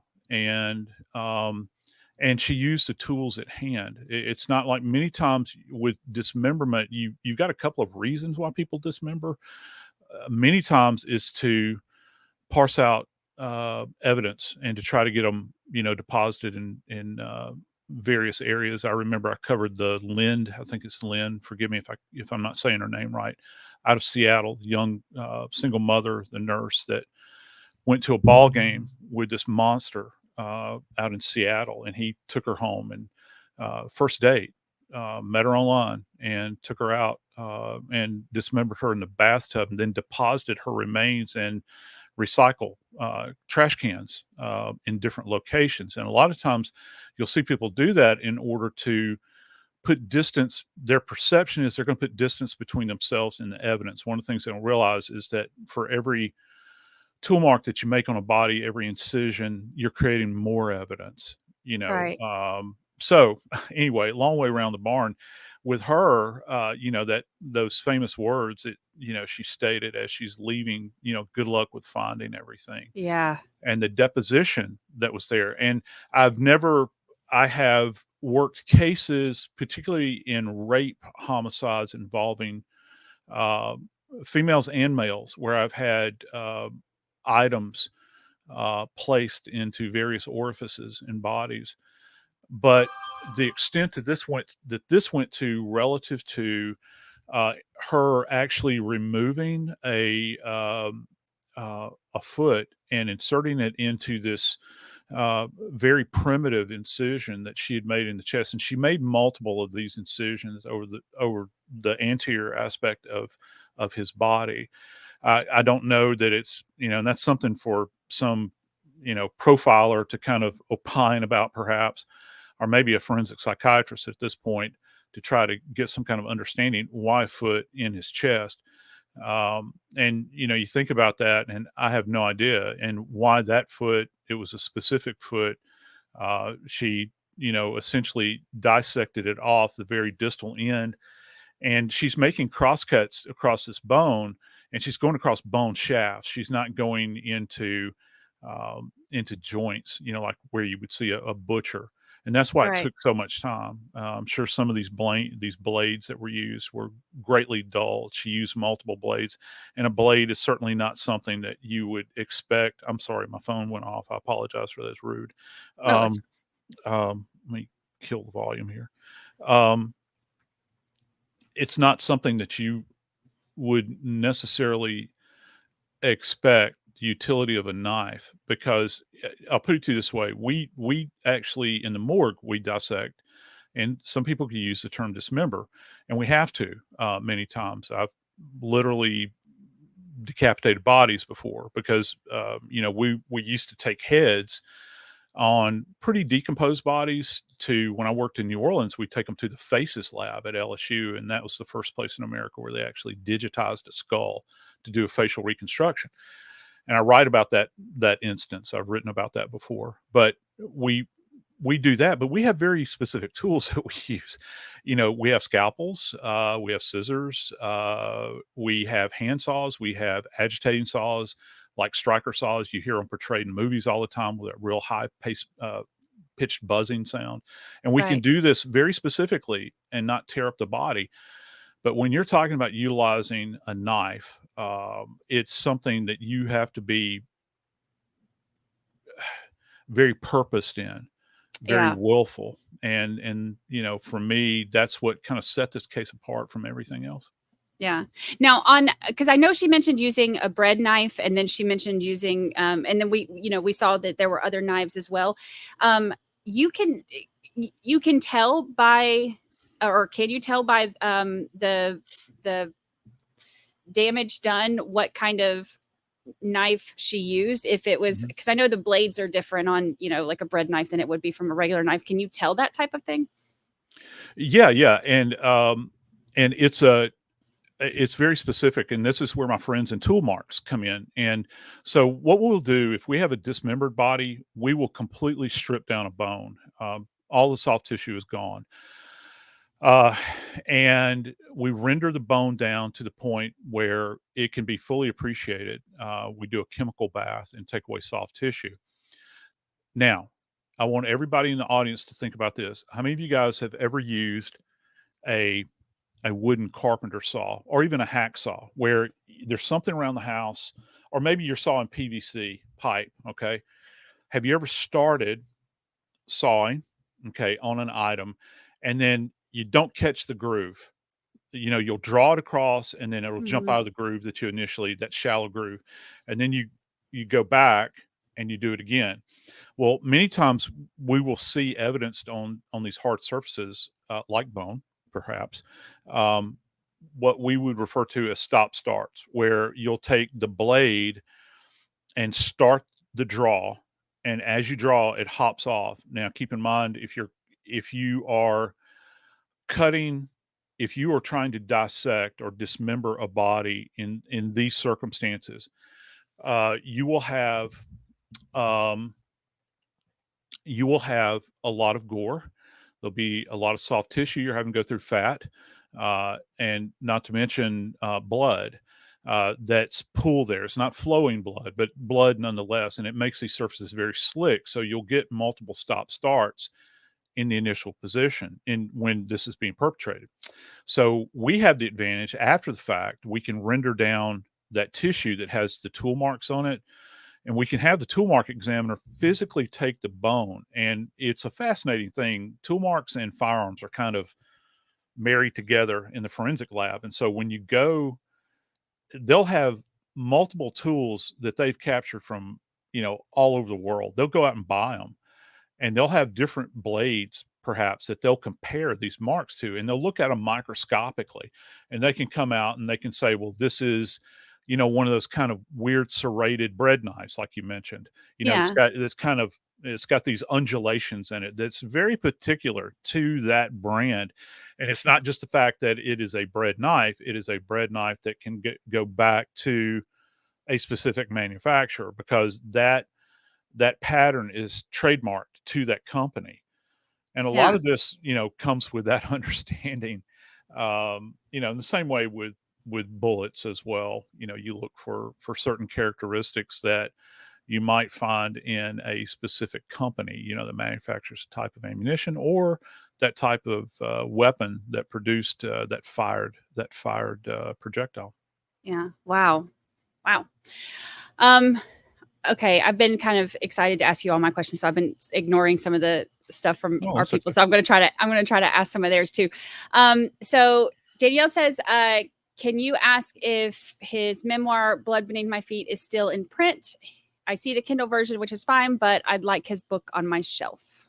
Yeah, I would like it too. No, it's not in print. It has, but if it's any consolation, there's a screenplay that has been written based on my memoir, and it's currently being shopped. We've got the first 3 episodes written, and so we're very, very pleased about that. And that's a story in and of itself. It was a therapeutic memoir when I wrote it, about my life and the toll that death took, written in a very Southern voice. As you can hear, I'm in possession of one of those voices. And in my writing as well. And it was a regional hit in Georgia because I won Georgia Author of the Year. But beyond that, it didn't make a big splash. However, the guy that published the book, who's deceased now, is kind of famous / infamous, a guy named Adam Parfrey, who ran Feral House Publishing. And I won't belabor you guys with the story too far, but it was an interesting way. As a matter of fact, if you ever saw the movie with Johnny Depp called Ed Wood, about the movie director from the 50s, it was shot in black and white. Martin Landau won an Academy Award in that movie. That's one of Feral House's books. Also a book that came out a few years ago called Big Eyes, that was about art fraud. That was one of Feral House's books. So it's kind of a smaller publisher, but very specific and very successful. Well, my book is out of print, and you can get it in Kindle, and it's not going to be reprinted. But I wrote an article in Vice magazine that I didn't even know what Vice was. I told my college students, back then, I got reached out to by these people called Vice magazine. This is when Vice still had an actual magazine. And they said, "Oh my God, Professor Morgan, you gotta talk to those people." I was like, "All right." Then when I saw their content, I was thinking, I don't know if this is something I want to be involved in, because it was very edgy. But they had a true crime edition, and I wrote an article called "Postmortem: The Life and Deaths of a Medical Legal Death Investigator." And when that article dropped, it got reprinted in 7 different languages, and then Hollywood found out about Blood Beneath My Feet. And so it's the book itself is very nonlinear. I compare the life that I grew up living down here in the South to experiences I had with death, and it's just kind of a purge of all of the stuff that I bore witness to over my career in New Orleans and Atlanta. And wow. it was good. It was really good. It was good for me. I'm not saying the book is good. I'm just saying the book was good for me from an act of just survival and trying to get all that stuff out of my mind. Yeah. I can imagine that would be really heavy to see as much as what you've seen in your career. Okay, so let's see. We had a couple questions too about when you mentioned that there was a bump in the dismemberment. We had a few questions. Do you think that that's about how much coverage, that killers are getting now, or serial killers and stuff? Or do you think that it's, partly to dispose of bodies, or what do you attribute the bump in dismemberment and stuff like that to? I don't know. I mean, my knee-jerk reaction is to say that there's callousness that is built up. It's not. It's one thing when people go about, and we talk about it so flippantly many times about bringing about the death of another, but then you kind of escalate things to another level when you kill someone and then you desecrate their remains, and that's what I see. There have been several of these familial cases. Young man up in, I covered it, and I'll get these names wrong. The case up in Wisconsin, I did an episode about it where he and somebody I know will remember this case, but he killed his mom and daddy and then attempted to burn their remains in the fireplace. I had this the guy of Knoxville who killed his mom and dad there. He was attending LSU, and they were going to cut him off, and horrible little demon he was, and very flat, affect in court. Came across very, very arrogant. And he really did a number on his mom and dad, left buckets out the house. There were remains in the buckets. He cooked them down on the stove. And just recently, this case out of Maryland where a daughter and her daughter, I think I may have done an episode on body bags for this. Forgive me, I can't remember the family's name. They killed the grandmother and cut her up, and this is very recent. And then attempted to render down her remains on the gas grill in the backyard. And you can't take the measure of it when you see what people are doing to intimates in their life. Right. And that brings us back to Schabusiness, because she kind of infamously made a comment that was attributed to her from the media where they said She was alleged to have said, have you ever loved something so much that you had to kill it? Yeah. And but yeah, I think that certain people think that they're going to get rid of evidence when they do that. And again, I go back to my statement, just like with arsons, people think that they're going to get rid of evidence. Yeah, they get rid of some evidence, but then they create more evidence by doing that. It's other stuff Right. that we can track. Right. Dismemberments are the same way. Yeah. I wanted to ask you too, because I know that you followed the Lori Vallow Daybell stuff. And of course, we watched the sentencing yesterday. Now, you've seen Alex Cox's autopsy, right? Yeah. Okay, I have got to know, because that is one of the most, for it to be natural causes, it is so suspicious. So I want to know your opinion on his autopsy. Is there any chance that it wasn't natural causes, or what do you get from it? The only thing I have thought about over the course of I see somebody put Joel Guy up, Polly Prissy Pants. I love that name. Yes, Joel Guy. That was his name. Um, um, the only thing that I could really think about that may have brought about his demise was, and it's really hard to take the measure given his cause of death, but there was some kind of agent that may have been applied to him at a chemical level, and I don't know what that would be. But understand this: when you're doing an autopsy and you draw postmortem samples for toxicology, there's something that we do for those that's referred to as a standard panel. And those standard panels only include things that we commonly think about: cannabinoids, THC, we've got opiates, we've got benzos, coke, we've got coke metabolite, all of the amphetamine family, all those things that, the normal suspects, and, alcohol, we screen for alcohol and nicotine, salicylates with aspirin. I mean, you name it, Tylenol, Motrin. I mean, everything is screened for. But if it's something that's not on our normal spectrum, it's something that could be missed. The timing, though, has always left me wanting and lacking and wondering if their best foot was put forward on that examination. Is there anything that could have been missed in regards to Cox's autopsy? Because I have no doubt in my mind that he was an instrument. Yeah. Period. End of story. But is there something that they missed that did not show up in a standard examination? I'm talking about the physical examination, where you see where if he intentionally ingested something or injected something, that it just didn't show up on a panel. Mm-hmm. Or is there something that the medical legal community may have missed that they didn't look back to? And what of his samples remain? Is there anything there that they have retained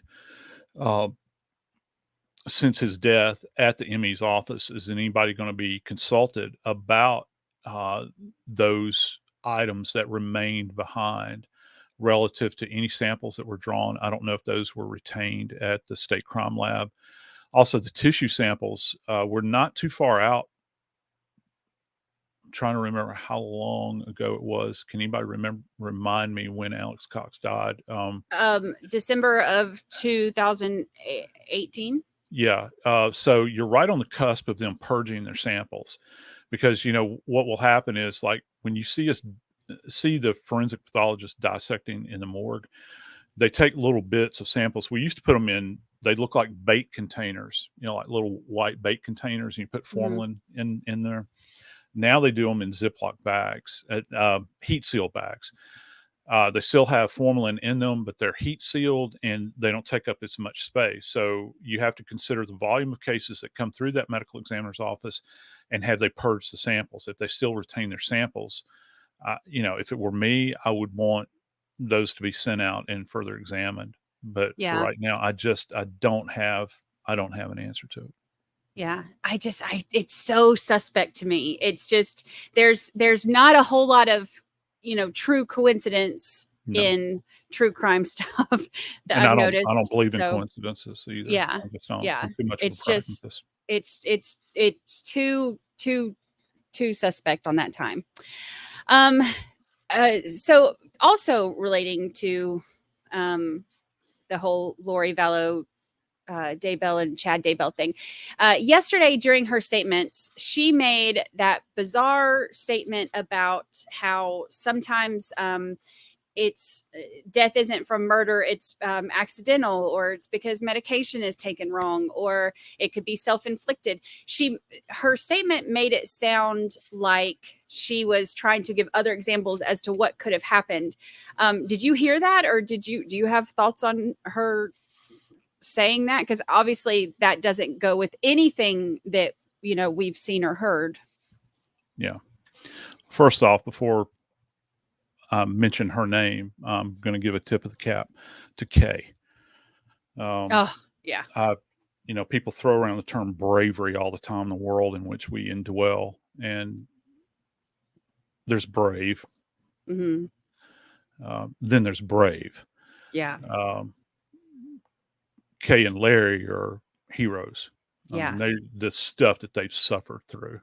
Yeah. And that final indignity, Mm-hmm. there with her making those, I would have no respect for that person still, but if she had just said, I throw myself on the mercy of the court, God forgive me.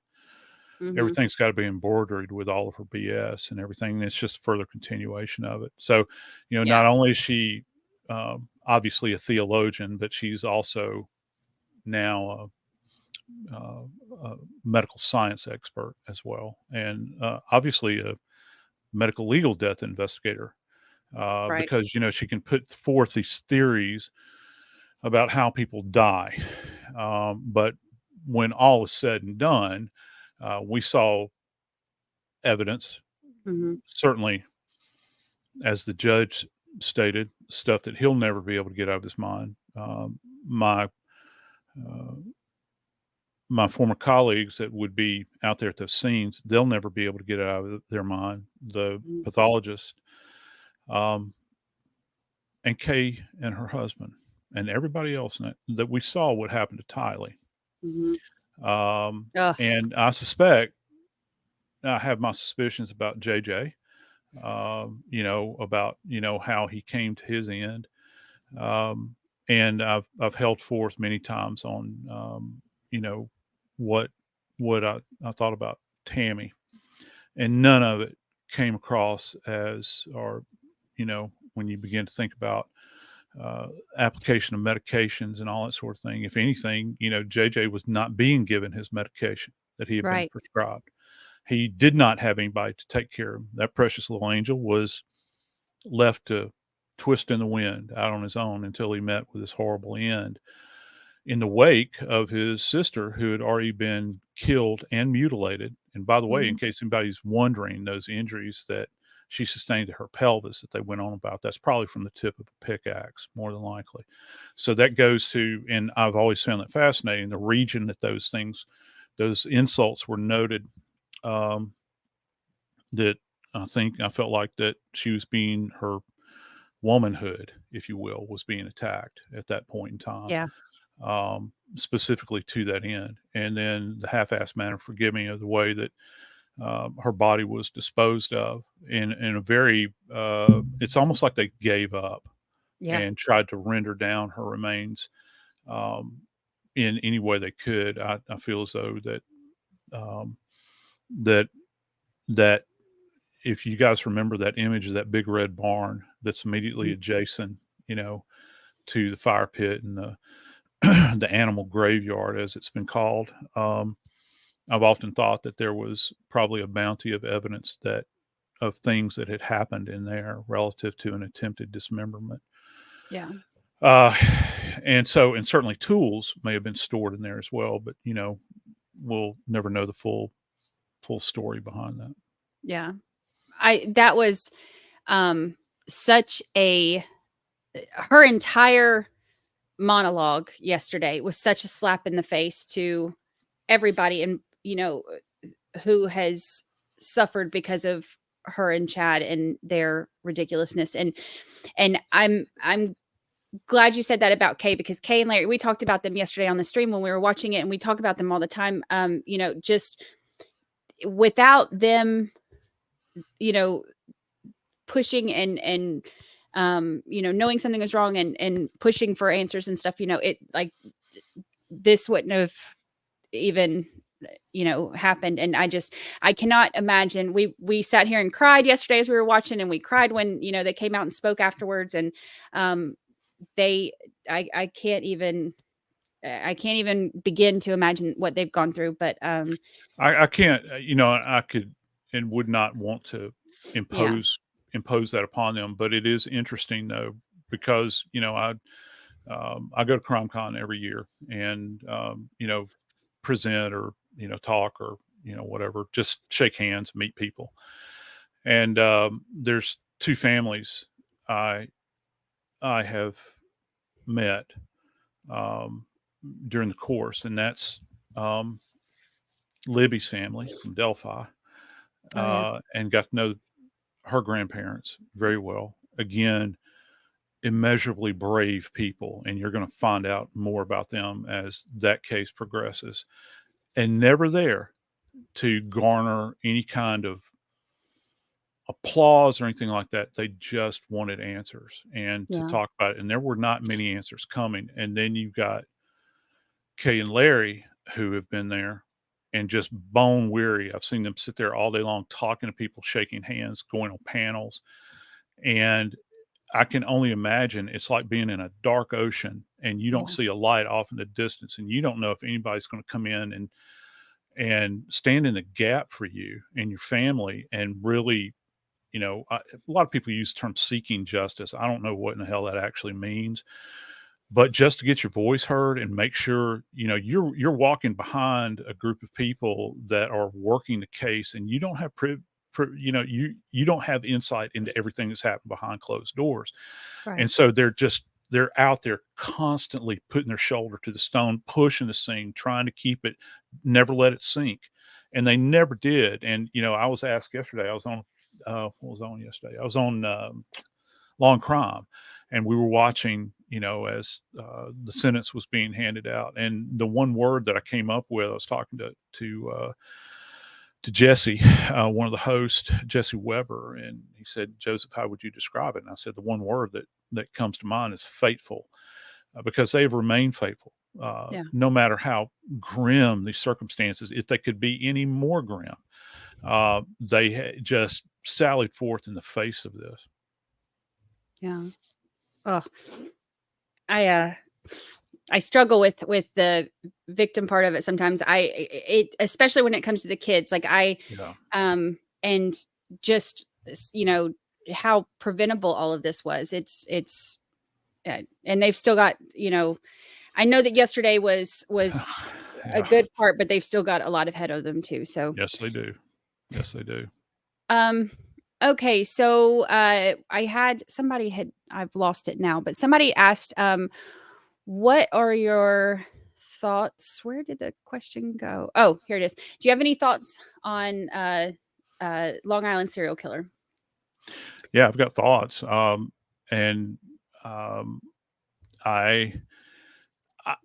was disappointed. I got up this morning and saw that the hearing had been moved to this afternoon. And so I don't know how much we'll learn, really. We might have more than we have now. Our biggest, in putting this in terms of my particular field, which I'm no longer practicing in. I'm merely a college professor now. All right. But there are people right now doing what I did for a living, going out to homicide scenes, working suicide scenes, and all those things. Those are going on right now. These people are still working these cases just like they're working in the List case. You begin to try to understand. Fresh cases are hard, as it were, many times, where you have somebody that has recently died. You've got solid hot leads that you can work. Those are tough. But when you look at this in linear kind of the linear perspective in time. If you think about like a number line when we were kids, and you look at that most distant spot out in, out in, heading toward infinity, pardon me. And you pull that back and you think about the first of these bodies that kind of came up. With every minute that goes off the clock, there's something that is lost. Either a memory fades, a bit of fragile data that was collected at the scene or afterwards has faded. Faces change. There are people that probably started out on this case, many that are retired. We've heard this over and over again in other cold cases, as it were, because this was kind of a cold case, cases, and certainly by no fault of the people that are currently working on it. I'll leave it at that. This goes back to real issues that, Right. and I hope to God that they don't uncover something that could have stopped this person in their tracks all those years ago. And because of arrogance and pride and all those other things that come into it, he killed. Yeah. And that's the most chilling thing about this whole process. So initially, overall, that's what my thoughts are from a forensic standpoint, and forgive me for chasing that rabbit, but from a forensic standpoint, they have enough information, at least on the 4 that they're referring to, for a cause of death. I've heard it stated several times that this is a matter of strangulation. A lot has been made over the suspect's collection of guns. Doesn't mean that firearms could not have been used in some other case that was out there, or cases that have yet to be turned up. I have no idea. You have to ask, if you've got a serial perpetrator, are they bright enough to kind of change horses in midstream? Most of these people that perpetrate these crimes, serialized crimes, they stick with what they know in the beginning. And in the serial events that I have worked both in New Orleans and Atlanta, I never had a serial perpetrator that used firearm. They have been, to the greatest extent, it was strangulation. Most of them are sexually related. And so some of these cases would be very decomposed that we would have, and many things that we're looking for specifically. I think that Bodden had mentioned not too long ago, talked about fractured hyoids. And that's something we always look for, where you're talking about strangulation. If you'll feel the leading aspect of your throat right here go above your larynx, and superior to that, the hyoid floats in this area. And it's, pathologists will describe it as a bird-like bone because it's shaped like a bird. Look it up. I mean, if you don't believe me, I always tell my students, if you think I'm lying, look it up. Hyoid looks like a bird. Okay. Yeah. It's the only non-articulated bone in the whole human body. So it doesn't connect to another bone. It's simply in place to anchor the back of your tongue. So if you'll take time right now to swallow, the thing that process that occurs when your tongue kind of undulates like that is anchored in the back by your hyoid. So it gives you an idea how high it actually is. So if you're talking about somebody that's throttling, and I've demonstrated this before, this is actually throttling, where you can either come anteriorly like this, you can come posteriorly. I mean, how many times you've seen that in a movie where they've got some, unseen person that comes up behind a person and chokes them with both of their hands? Or you've got what's referred to as a C-clamp, where you grab right here, and that hyoid bone will be fractured. In the course of my little slice of the pie, the little world that I saw as a death investigator, I only had one case of a fractured hyoid that was not homicidal, and that was a guy that was like in what is it? He was in like a 1968 Pontiac that went over a rail and crashed. He was not belted. It wouldn't have helped anyway. Nosedived off a bridge, and the big steering wheel, he hit his throat. Oh, yeah. Right here, and it fractured the hyoid. So all of these are homicidal. You used to, when you had judicial hangings, you would see fractured hyoids. But in order to fracture somebody's hyoid with a judicial hanging, you have to fall from a great height. You have to have a very secure ligature that's being utilized in order to, it's not just about snapping the neck, it's about fracturing that hyoid. That's one of the things they used to see. We don't do judicial hangings anymore. I think they're still legal in one state, maybe. I don't know. But anyway, you just don't see that with that great frequency. So when they start to talk about the cause of death with the list cases, and they're using strangulation over and over, are they seeing fractured hyoids in all of these cases? Are they seeing focal areas of hemorrhage where you can actually pick up in soft tissue if it still remains? If that is what they're basing this upon, are they seeing petechiae in some of the other soft related tissues? You can have petechiae; they're not necessarily related strictly to the eye. Is there enough evidence there to say this happened? The problem is this: we can talk about strangulation all we want, but how are you going to put this person's hands on that body generating strangulation? Well, that's where circumstantial evidence comes in. Right. We talk about the pinging of the phone, location, deposition of the bodies, the manner in which they're all, laid down in these 4 unfortunate souls down in Atlantic City, in Egg Harbor, I think. They were laid out very specifically, and nobody has tied this accused individual to them. But, shoes were missing. I think feet were pointing in an eastern direction. So you're looking for circumstantial events, surrounding the bodies, the placement of the bodies, how the bodies are treated. But are you going to have really solid biological tiebacks? These Right. hairs that they've talked about that's a fantastic place to start. I hope that they're going to have more when they put this case out. Yeah. I'm interested too to see if, because like you mentioned, they have the 4 that right now are tied to it. If in coming days or weeks, if if more are added or if that changes. We had, where did it go? Lisa says, my question was about Schabusiness. I think she may have done this again given the chance. Seems so extreme for it to be a one-off. Just as well, she did not cover her tracks well enough. Do you think she would have killed again if she wasn't caught? I mean, obviously this was sloppy, so she, had a foot in the van. But do you think that, let's say she did get away with it somehow, do you think that she would have killed again? Now, it's my opinion, she would have acted out like this, in this manner. And in answer to another question that might be roaming around in someone's mind, do I think it was drug related? No. I think drugs probably dropped inhibition. I think that if if you're thinking about killing someone, the drugs are merely an adjunct to loosen up to do this. And exhibit 1, I think, is that motion she made with her fingers toward the judge. Yeah. At the defense table, how emboldened she was. Was she under the influence of meth then? Well, I guess some people could argue, well, it's chronic meth abuse, it's chronic other drugs, it's,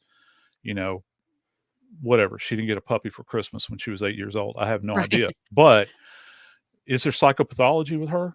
Well, that's for a psychiatrist to say, or a psychologist.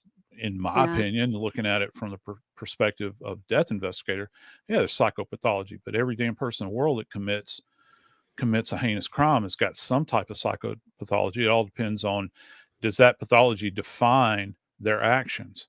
Because they had obviously been engaged in intimate, I'll put it to you that way, for whatever that's worth, behavior prior to this, perhaps. Why didn't it happen then? Was this just merely an escalation? She wanted to take it to the next level. So, and Lisa, I'm not trying to dance around your question. Do I think that she could have? Yeah, I think, but because look, I mean, once you've done it once, the mystery's gone. Right. Is it going to escalate, from that point on? And I'd like to know what other kind of violent events she's been involved in the past. Is there anything there? I mean, we may never know at this point, but is there anything that rose to this level in her past? I can tell you, I think that she's very disorganized, and I mean that from the perspective of maybe how a profiler would would.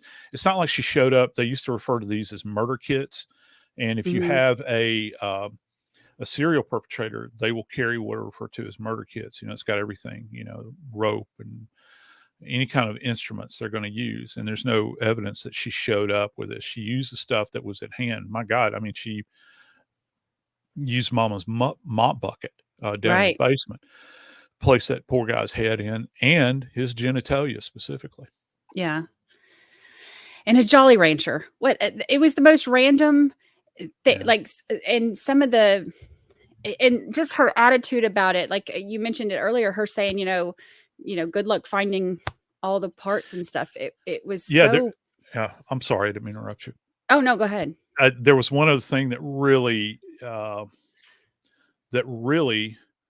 stuck with me about this case that was fascinating. I forgot to mention this earlier. Was that he had what's referred to as exsanguination, which means that all of essentially the blood was missing from his body.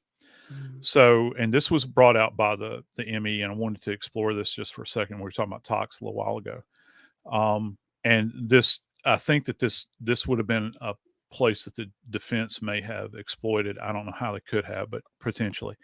So the average adult male has it varies. There's no static answer, but it's in this neighborhood about 1.5 gallons.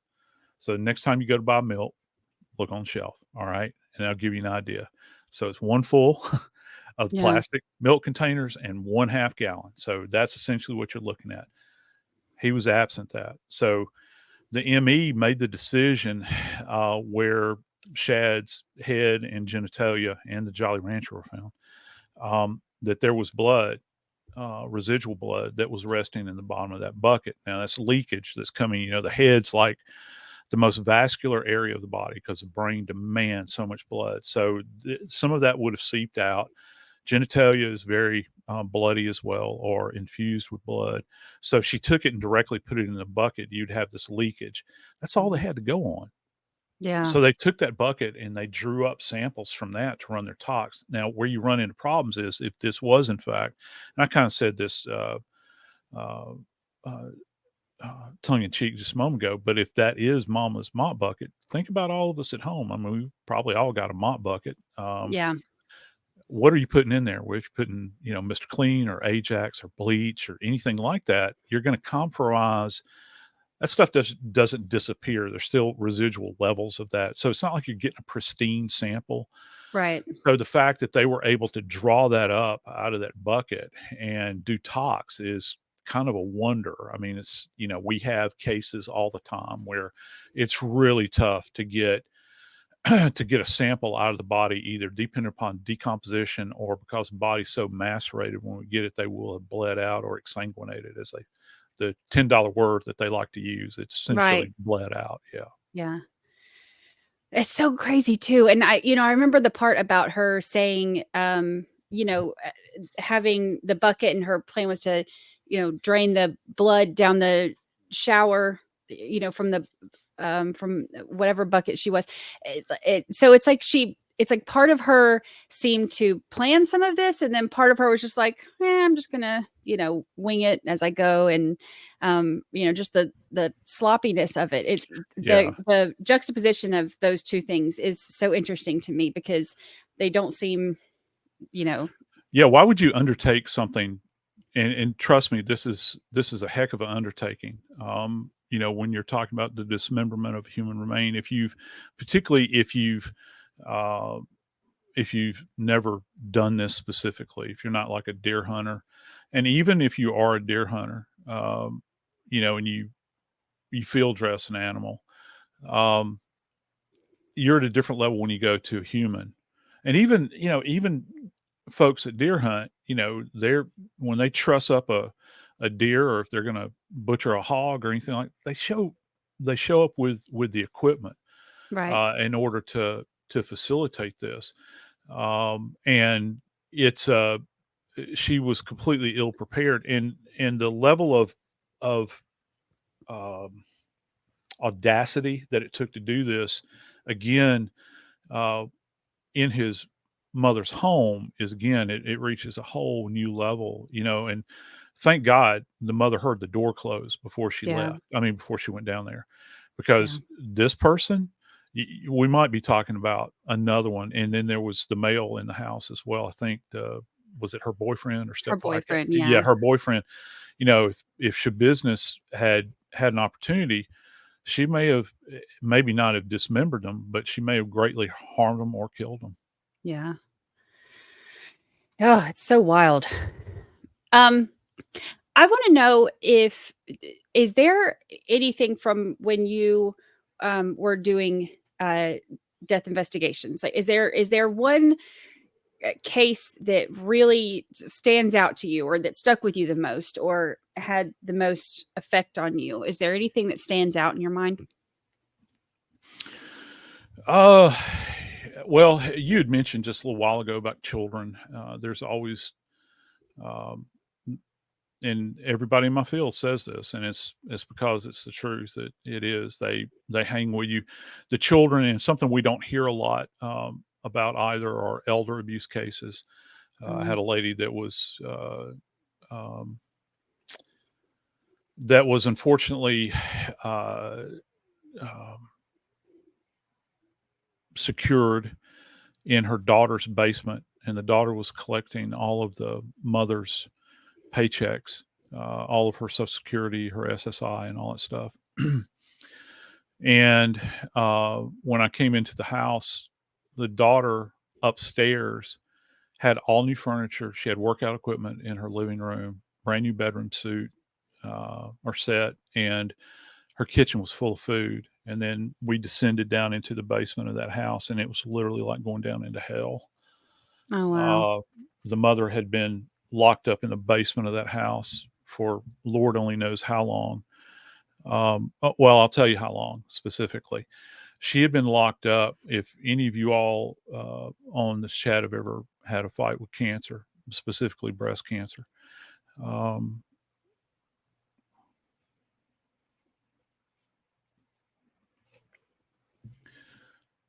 this little lady had been left down in that basement, and her daughter would bring her water and occasionally crackers. And she had no bed, and she lived Oh, in piles of dirty clothes, and the door had a lock on the outside of it. And she had bilateral breast cancer, and it had remained untreated, and it became erosive.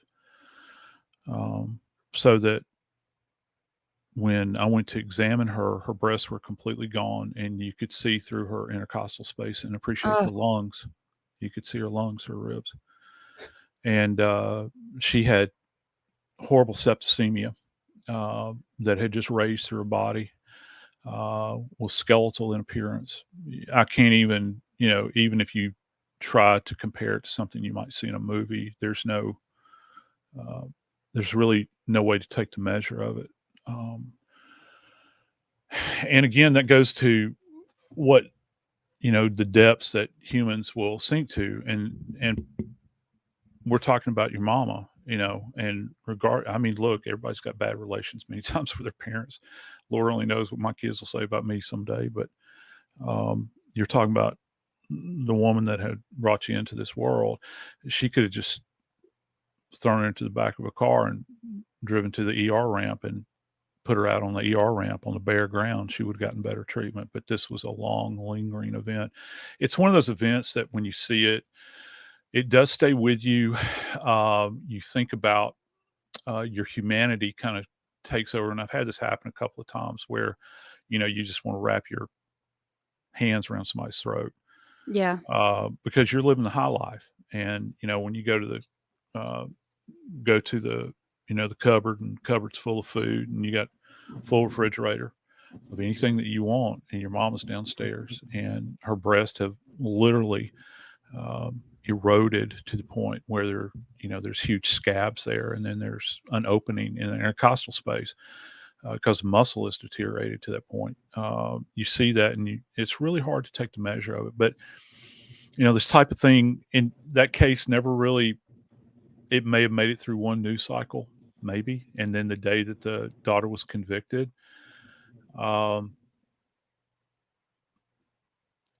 those cases are just as powerful as anything else out there. Yeah. And you see those, but yet it just doesn't capture the imagination of the media. And look, I'm not going to sit here and say I'm not chief among sinners, because I choose the cases that I'm going to do in body bags. What do I think will interest people? But looking back as a death investigator, that case in particular, and then there were some bigger cases, like the Olympic Park bombing in Atlanta during the Olympics. How Richard Jewell was treated afterwards. I've met that man before he passed on. And he's a hero for what he did. Those little moments in time, and everybody that works in death investigation, they all have those moments in time that kind of mark them. That's what essentially validates you. They talk about us telling old war stories, but when we tell old war stories, many times we talk about those things that are troubling. And then there are other events that, we were happy to have been a part of, where we got a body identified, and a mama's been missing her child for years and years, and you finally get them identified. And those mark you as well, because, you're looking, because in my field, we're not getting kitty cats out of trees. We're, right. Not solving domestic problems. In medical legal death investigation world, we deal with nothing but death day in and day out. Even, I've had, police officers, that will look at me and say, I don't know how you do the job you do. And it's like, Yeah, it got the best of me in the end. You can't fight death. It's coming for us all. Yeah. Wow. Oh, I went through cancer, and I had stage 3B, and the pain that I was in, and that's with, even with treatment. So I can't even, those are the kind of people that, like, when you hear, of people doing that kind of thing, especially to your mom. I can't even imagine, like, those are the kind of people that I just want to knock them out. Yeah. Kelly P wants to know, what is your opinion on the Idaho 4? Kaylee, Maddie, Zayna, and Ethan.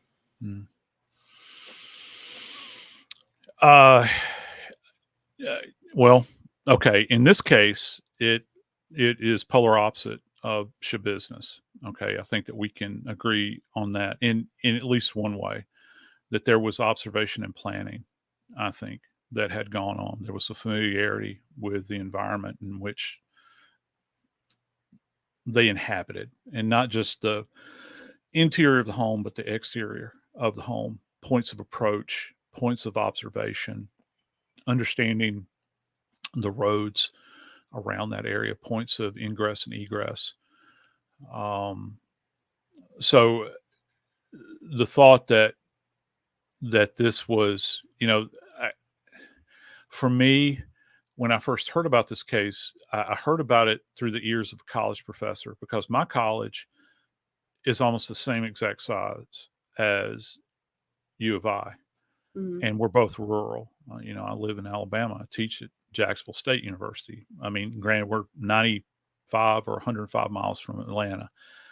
We're not as isolated as they are, but still isolated. Most of our kids are regional, come from rural families.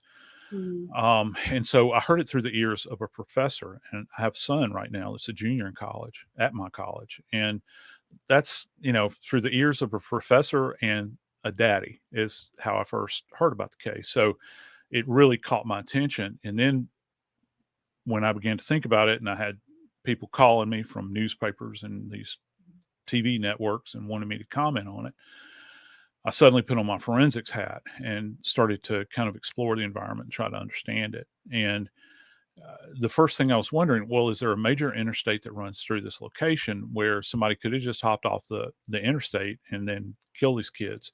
I was thinking, but if that was the case, why this location? If you want to eradicate some college kids, I guess that would be the place to go. But why these 4 college kids in particular? Right. And so it set the wheels to turning for me. I didn't think that this was going to be a perpetrator from Jump Street that was not familiar with at least the environment in which these kids dwelled, the nature of that university, maybe how universities work to a great degree, knowing that they're about to go on Thanksgiving break. I don't know if that played into it. It played into it in my mind from, my greatest fear, because we were essentially on the same schedule. I was thinking, okay, you got mamas and daddies that don't want their kid to go back to school, and these kids are flying the coop now to go home, and they ain't coming back. And they documented that many of these kids did not come back. And I'm not judging them. I understand completely. I wouldn't want my kid to go back either if I knew some madman was floating around. Right. But if you're trying to get firsthand accounts, we're talking about kids that were buzzing around town that night, going to different locations. They were going to parties. They were going to, concerts and going to food trucks and all this stuff. Are we going to miss somebody that might have information, regardless of how benign it might seem? Now, you've got kids that are domiciled in California, maybe Washington State, furthest reaches of Oregon, and maybe some other location in Idaho where they live. Maybe they are from the eastern part of the state of Idaho. You're not going to get them to come back. Does this little town have the manpower to go out and conduct face-to-face, interviews with these people? And, before the whole thing got ramped up, where you had all these other agencies that were involved, I really thought that that's what they were facing. I was thinking, oh my God, this is the worst possible scenario that could happen in this case, merely by virtue of the dates. It's not like you had kids that were being anchored there because they needed to finish the semester or that they had grades that were due. You had kids that were getting ready to go on Thanksgiving break. And I got to tell you, kids are sick of school by the time Thanksgiving rolls around. They're ready to bounce anyway. And so this was just, one of those factors that kind of initiated this thing. And so to go away. And when they didn't identify a suspect for a protracted period of time, all I could think about is they're not going to find anybody, or the trail is going to go so cold that they're not going to be able to rope anybody in. And from an investigative standpoint, I'm looking as to what's going on at the home, because some of the first thoughts that came out, I remember, and I don't know if you guys remember this, one of the things that we're talking about early on was trash pickup. And they were saying that there was perhaps trash pickup that was had been conducted in the wake of this event, and maybe they didn't get everything that was in all the local dumpsters, that people had just thrown out. And where is that stuff going to go? Is it going to go to a landfill? Do they have it documented as to where it's going to go? Is there a team that will go out there? Because that's a completely separate investigation. Right. And it's a horrible part of an investigation. So you really miss out. And, and when you begin to think of, was a person wearing any kind of body barrier on themselves, a Tyvek suit, a painter's suit, pair of old coveralls, shoe covers, a different pair of shoes, anything like that? Or was he wearing just regular street clothes and then he changed, out in the middle of that cold night into something and placed all that dirty stuff into another bag and threw it away? So I'm trying to do the calculus of all this, just sitting back and wondering, what's going to happen. Yeah. And then you begin to, they kind of begin to peel this back, and you see, or at least what we learned early on about what was going on inside the house. And the biggest thing for me was the time frame.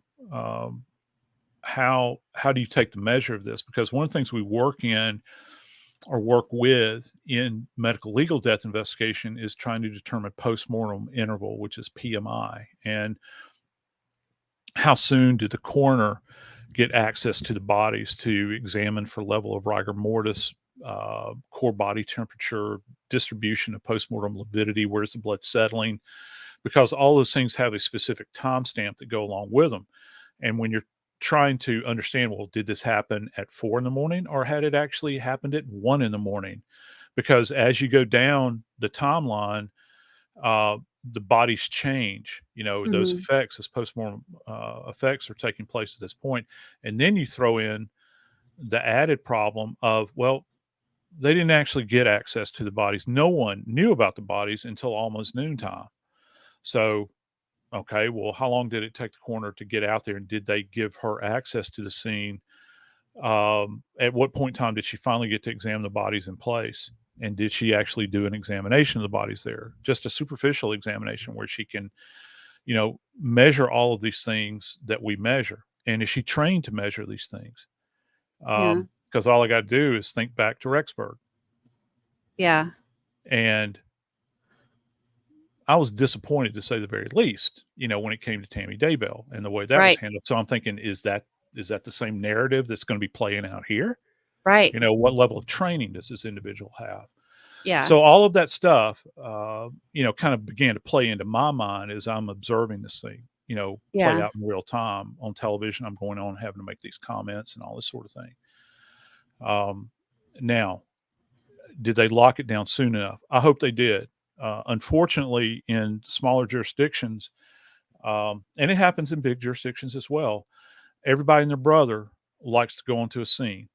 They could care less if it's grandma that died in her sleep, passed as a result of, congestive heart failure. You're not going to get them to get out of bed to come to that. You got 4 dead kids, and everybody with a badge and a little bit of authority wants to show up. How many people actually went into that scene? Because trace evidence is critical in this case. Yeah. Did they prevent people from going in the scene? Well, I'm seeing the DA walk down the street, within a week, and they're making all kinds of comments about what they saw in the scene and what the scene was like and all this stuff. Why? Why are you doing this? I don't understand it. And so there were a lot of unanswered issues with this to begin with. I hope that they took advantage of the time that they had, which was significant, and captured everything that they could. And they kept all of what we refer to as the looky-loos away from the scene, only essential personnel. Right. Well, and even before the calls were made, the kids called their friends over. So, there's already, I guess you'd seen contamination or whatever you want to call it, just in that before they even, called the police. I don't know the final answer of how many were there. But, we know that there were kids that I say kids, college kids, like some of their friends that came over before they even called 911. So that's a good point. There's a lot of factors to that. Okay. So, and you mentioned Rexburg and you mentioned Tammy Daybell. This is one of the things I wanted to ask you too, because to me, it is so strange, which I'm not a death investigator, but it is so strange to me that they did not do an autopsy on her originally, because she was 49-ish? Yes.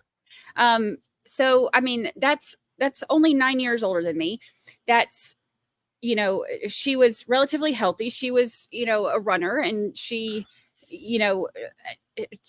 for her to pass. And then, was it Emma, her daughter, that said that she saw the pink foam? Yes. And so to me, it blows my mind that there was no autopsy done right away. What are your thoughts on that whole situation with Tammy? This is going to sound very callous when I say it, but take it for what it's worth. I don't care what a family thinks. I don't care what their opinion is when it comes to, you're not going to do an autopsy on them. That was the excuse. And that's insufficient to the task. You're talking about a 49-year-old. And I've had to look families in the face many times, and I don't tell them, I don't care what you think, but you never know. It's really weird, isn't it? You never know where the fickle finger of fate is going to rest, because that one decision in this little hamlet made by those individuals at that moment in time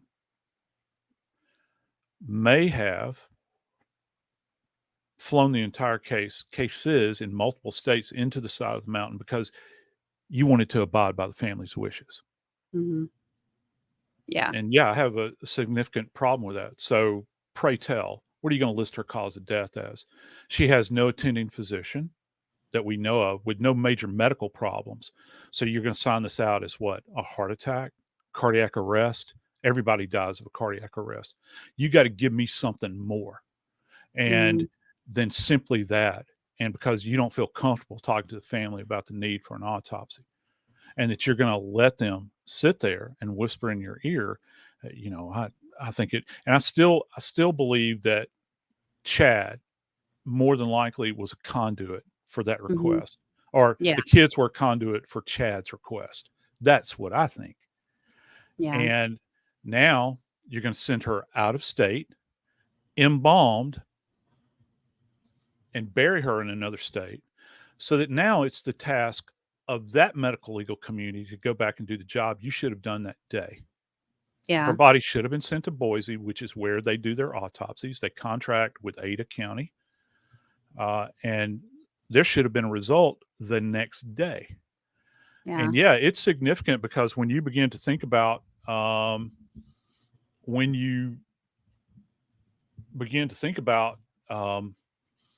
the frothy cone that this daughter had mentioned, just kind of let me lay this out for you. There's multiple presentations where you'll see this. You can see it from drug OD. We see it in heroin addicts a lot, and you see it with cokeheads as well too. You'll get this real purple color.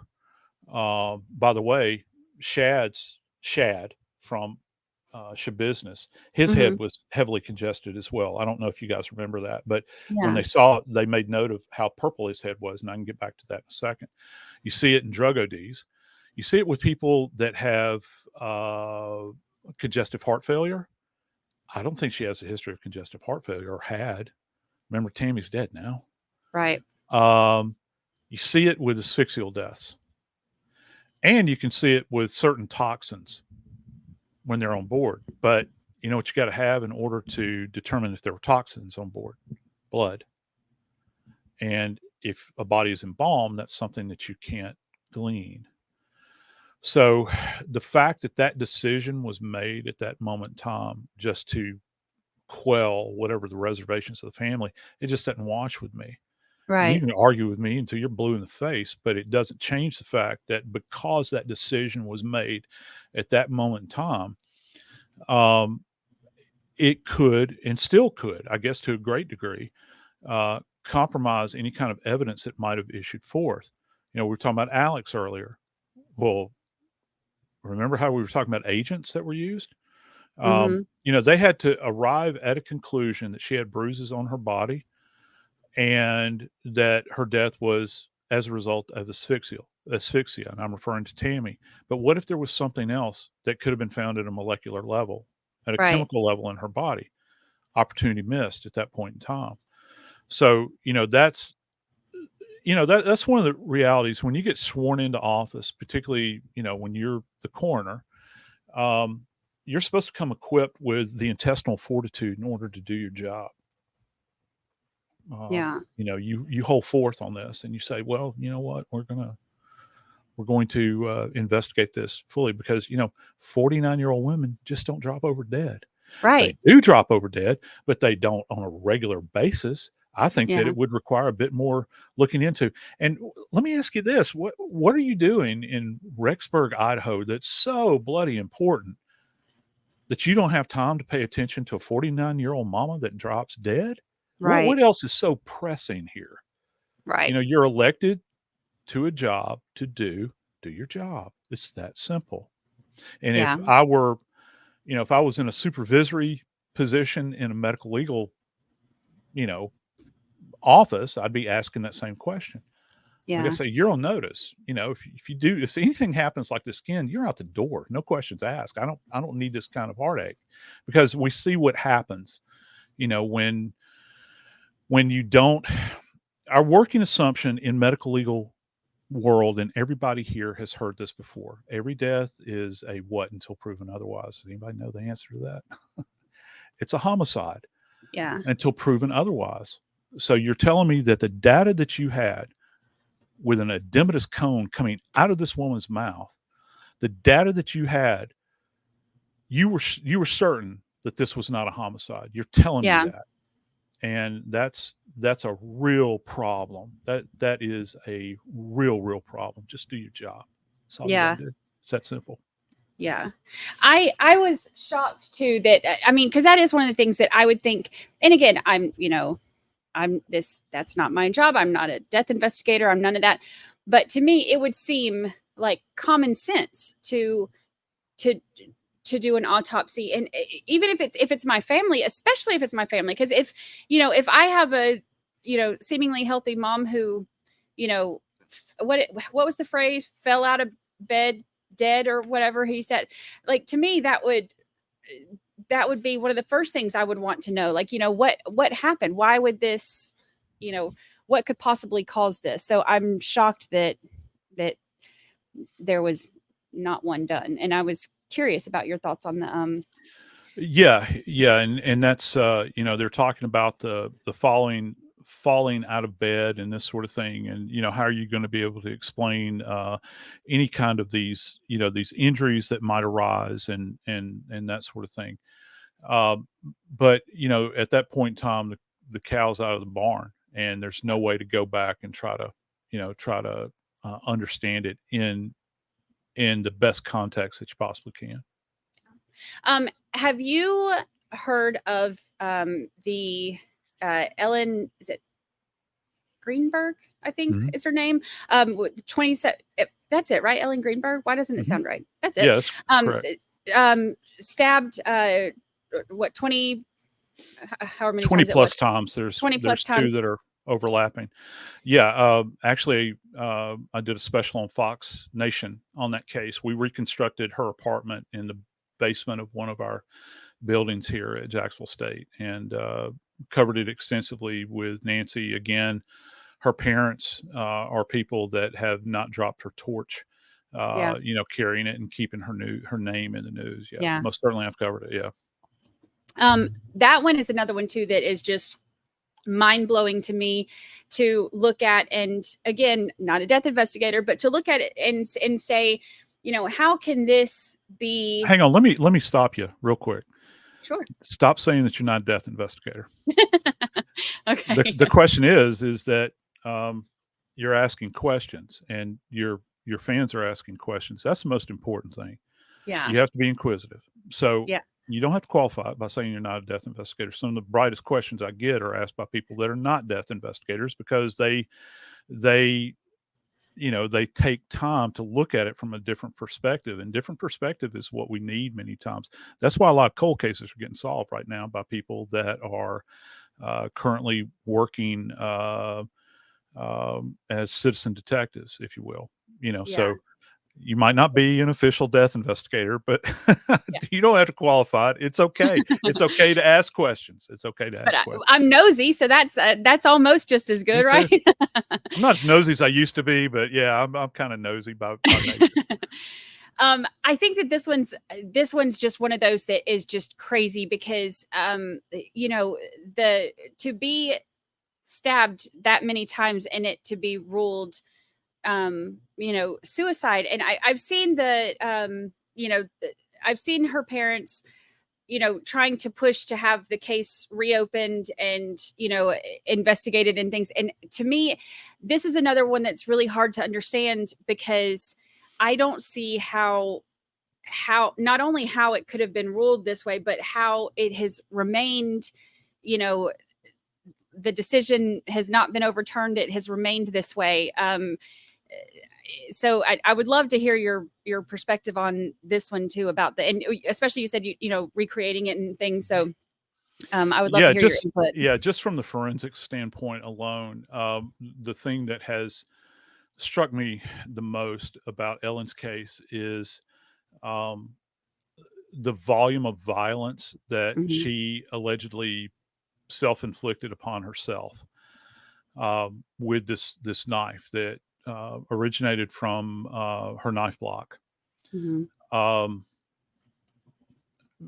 of a little aside, I went to try to purchase that knife, and markedly expensive. It's like one of those engagement kind of gifts that people get, where they've got a friend that's got some cash they're going to drop on this thing. So just the knife was expensive. I was going to buy the block for the thing, and the block I think was going to cost me in excess of $1,000. Oh, wow. I couldn't justify it Yeah. because we put this thing together with chicken wire, baling wire, and bubble gum to do this for Fox. And contrary to what you think, Fox just doesn't give you a check. They say, yeah, we'd really like to tape you doing this, but you got to make it happen. Right. So I was like, okay, well, God bless, Godspeed. Let's do this. So anyway, that's an aside. Okay. During the course of my career, people have asked me, have I seen someone self-inflict knife wounds?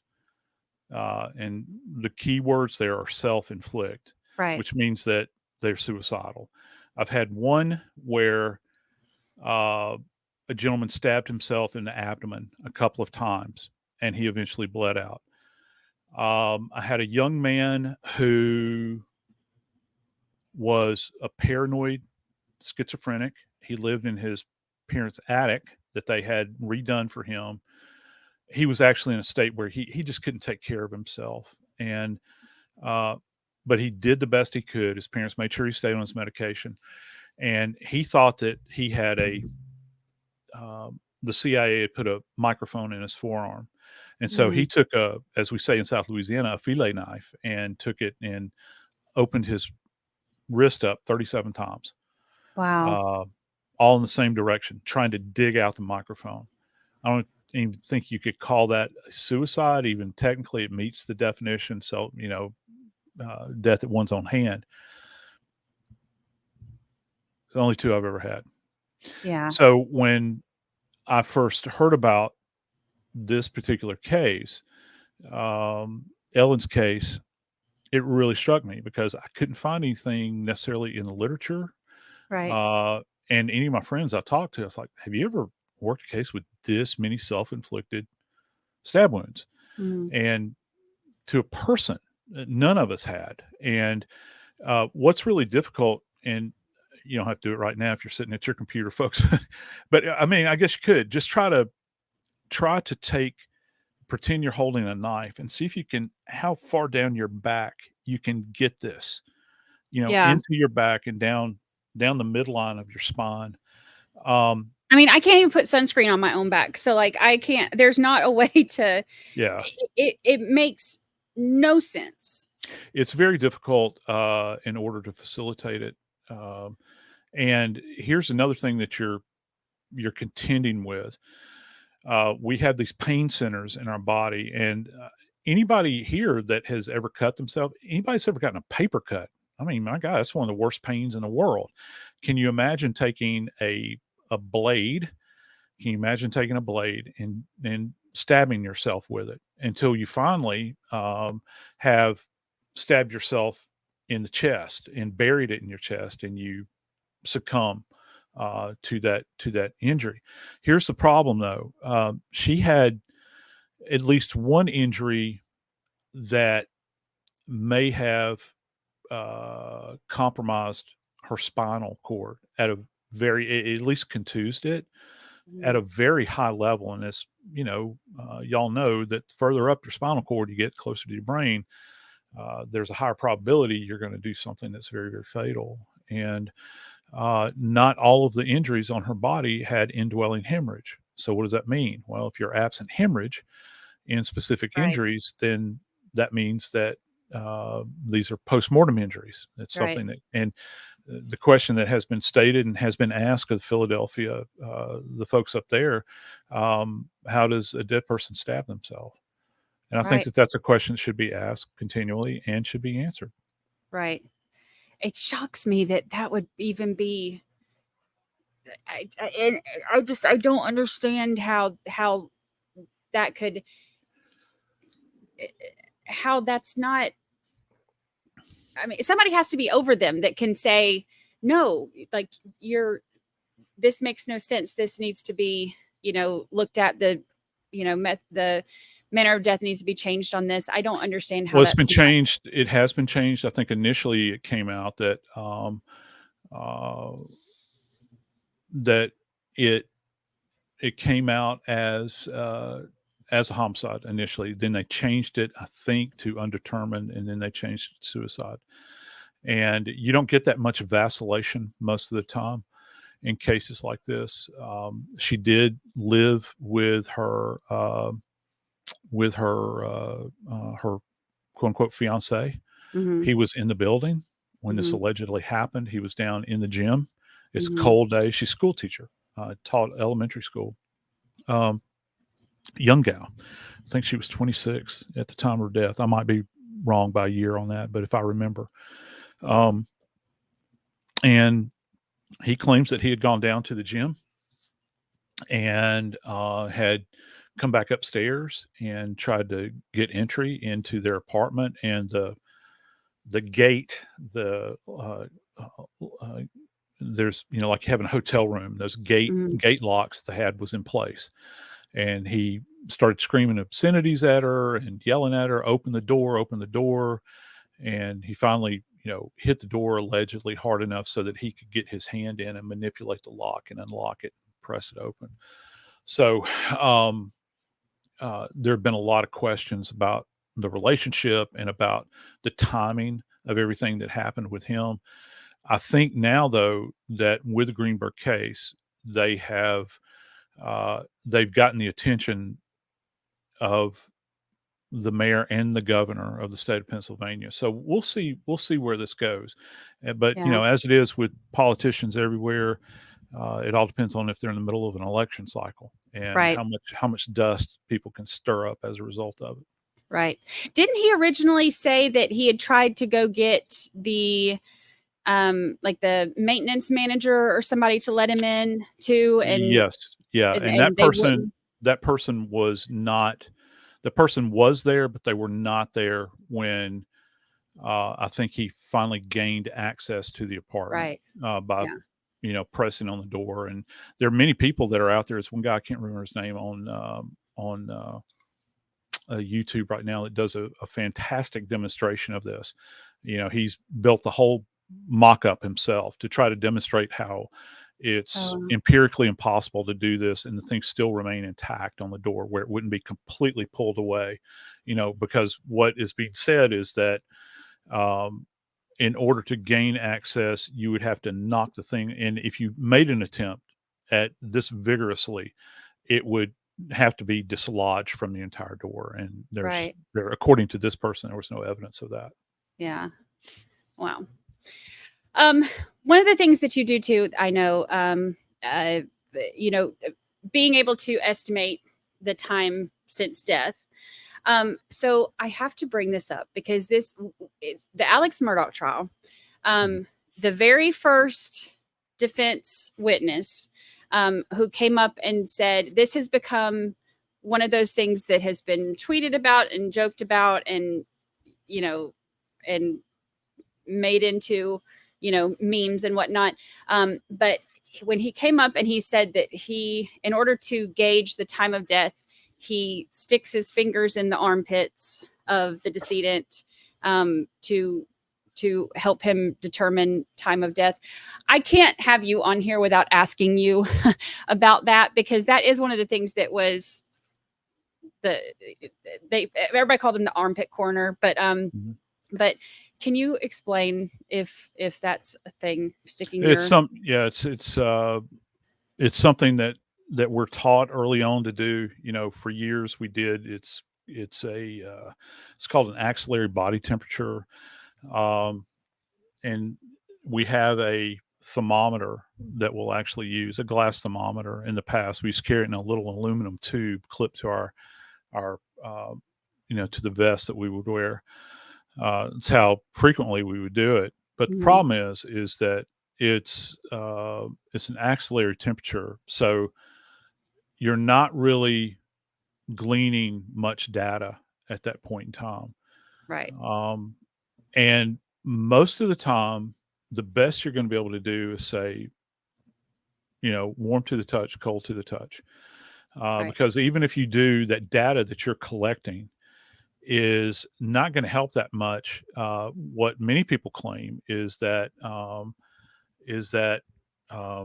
with core body temperature, you take a digital thermometer, you make an incision at the scene over the surface of just, if you'll find the lower portion of your right rib cage, your liver rests right there. So what they suggest is that you make an incision at the scene over the person's liver and insert what would be what would resemble a turkey thermometer, a digital thermometer, and you take core body temperature that way. Well, that's all fine and good in a more of a clinical environment. But if you're talking about, let's say, for instance, you're talking about a case like Ellen's case, where that we were just talking about, where you got multiple stab wounds, sharp force injuries, is it best practice to go into a case where you have multiple sharp force injuries already and you generate another one? Because after you do it, you're supposed to take a marker, circle it, and then write on the body with your initials. Just let that sink in just for a second. It's kind of like there are people that advocate for doing rectal temperatures at scenes. So, okay, let's say that we do a rectal temperature on someone to get a body temperature. What about on rape homicide cases? So you're telling me that if somebody had potentially been violated rectally, that you're going to take a thermometer and place it in that region. Right. And what really makes this complicated, and you guys cover cases here, so you understand what I'm about to say, is that if you do it for one case, if that becomes your standard, you have to do it for every case.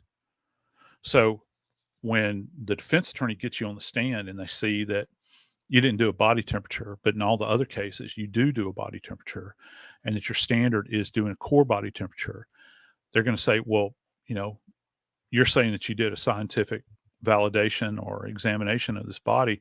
How does it stand up? Because you do it on all the other bodies. This case that my client has been accused in, you didn't collect that data here. So that's a point that could be argued in court.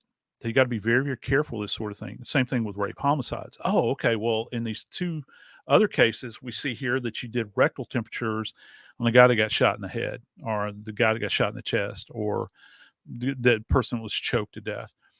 You did rectal temperatures on them, but the case in which my client is alleged to have horrifically raped this person and killed them, you didn't bother to collect that scientific data. So you really paint yourself into a corner, and this is the question you have to ask. Is the data I'm going to collect, does it outweigh the risk that's going to be involved in me compromising, the scene to whatever degree, and you have to ask yourself that question. So that becomes problematic. In the Murdaugh case, body temperature is muy importante. Because, different time frames, how long did it take them to get out there? How long before the bodies were examined? Just like in Idaho, it'd be nice to know, what postmortem changes had taken place. And of course, just to run those down for everybody, the way we make these PMI assessments is rigor mortis, the rigidity in the body; algor mortis, not the former vice president; algor mortis, which is actually body temperature.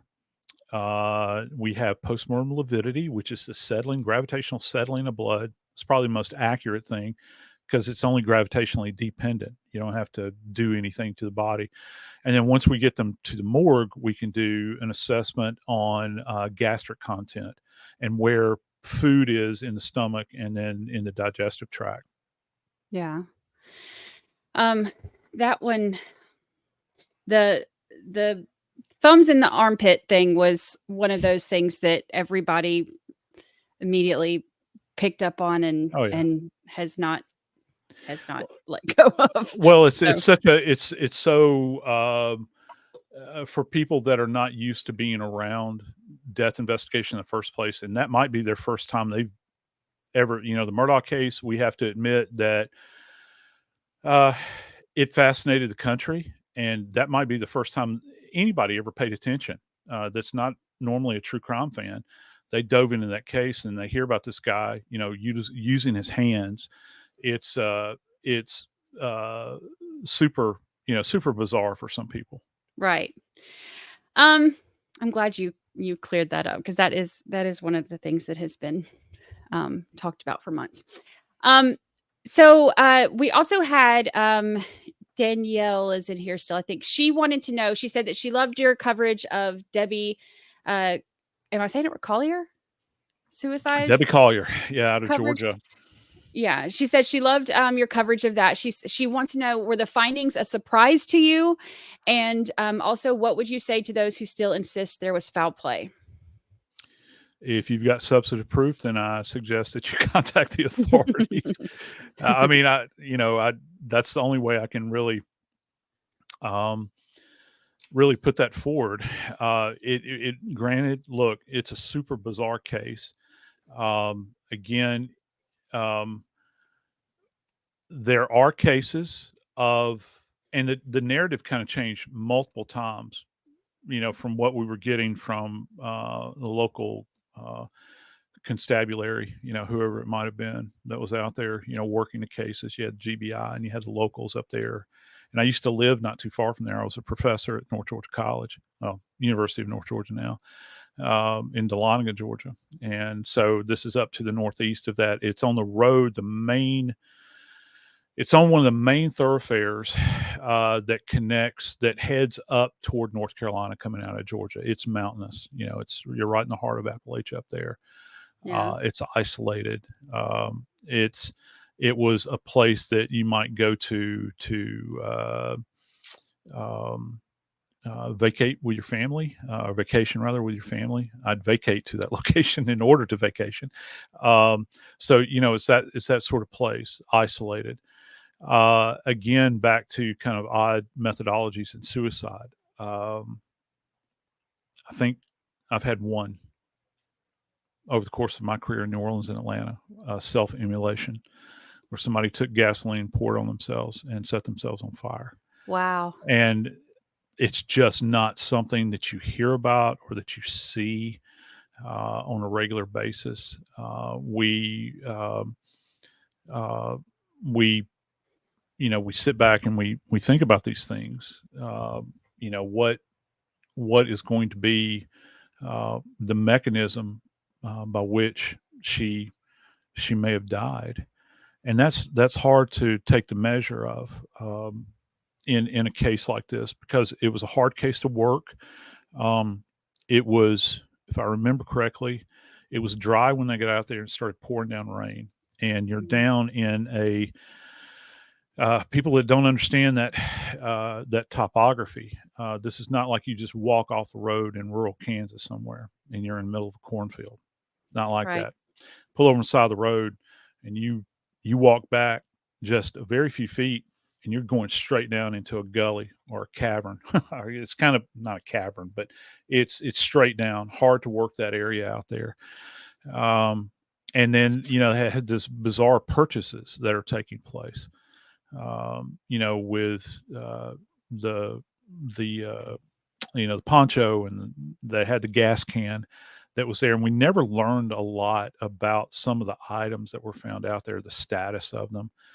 I would have liked to have known more about the accelerant testing that was done on her person. To what extent was accelerant found? Because even in a postmortem state, and someone may have set themselves on fire, you're still going to find evidence of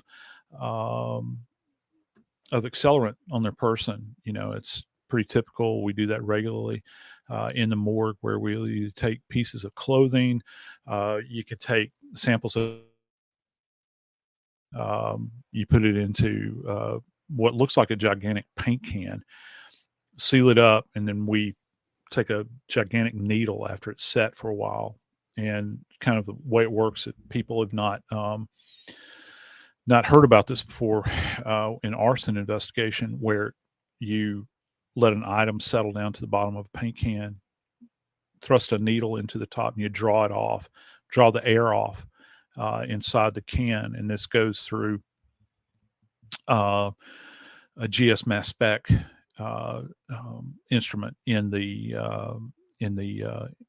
crime lab, and you can tell literally by the chemical fingerprint that's left behind what type of accelerant it was, and then to a certain degree, if it's made by a specific manufacturer, you can come up with a chemical signature. Oh, wow. Oh, that's really I didn't know that. That's so interesting. We have Jennifer wants to know, what do you think about the hand in the Rudolph trial? Did you watch the Travis Rudolph trial at all? I don't think I did. I'm not very Um, familiar with that. I'm sorry. But if so you can refresh me very briefly, I yeah, can so maybe recall it. there was it was a he was acquitted. He was charged with murder, but it was we all watched that trial and believed it was self-defense. People had shown up in the middle of the night with guns, and threatened him. So the question about the hand is, one of their experts said that it looked like the decedent, who because Travis shot as they were driving in the car or whatever they were, he shot, and the decedent had his hand was like in, they said it looked like it could have been holding a gun, but they were talking about the stiffness of his hand. But they had said that they gave us a little bit of information about how it, your hand can be a little bit stiffer, or rigor mortis can, start to set in quicker if you have been exerting a lot of energy. And they had come there and, were fighting in the yard and stuff like that. So we would love to hear your opinion on, the stiffness of the hand after exerting that much energy, and how long you think it could take, and if it's possible that his hand was stuck like that because there was a gun in it. Yeah, it's within the realm of possibility, because many times the hand will form and stay in that status, and then if the weapon is subsequently removed, Riger's very difficult to break. People think that you just simply can walk up and kind of manipulate whatever appendage there is on the body, and it's just going to dissipate. It doesn't work that way. I've had 90-year-old grandmothers in the morgue where it took all of my muscle to merely open their mouth by trying to leverage their chin and their forehead, opposing, to finally get it to open up. As a matter of fact, there's a specific tool that is made that looks like a giant metal T that we will place in the jaw to twist like this, and it kind of cranks the jaw open. That's how stiff rigor mortis is. So yeah, there is distinct possibility that if allowed to sit there for long enough, and then keep in mind, it takes a while for rigor to set into that position, then you can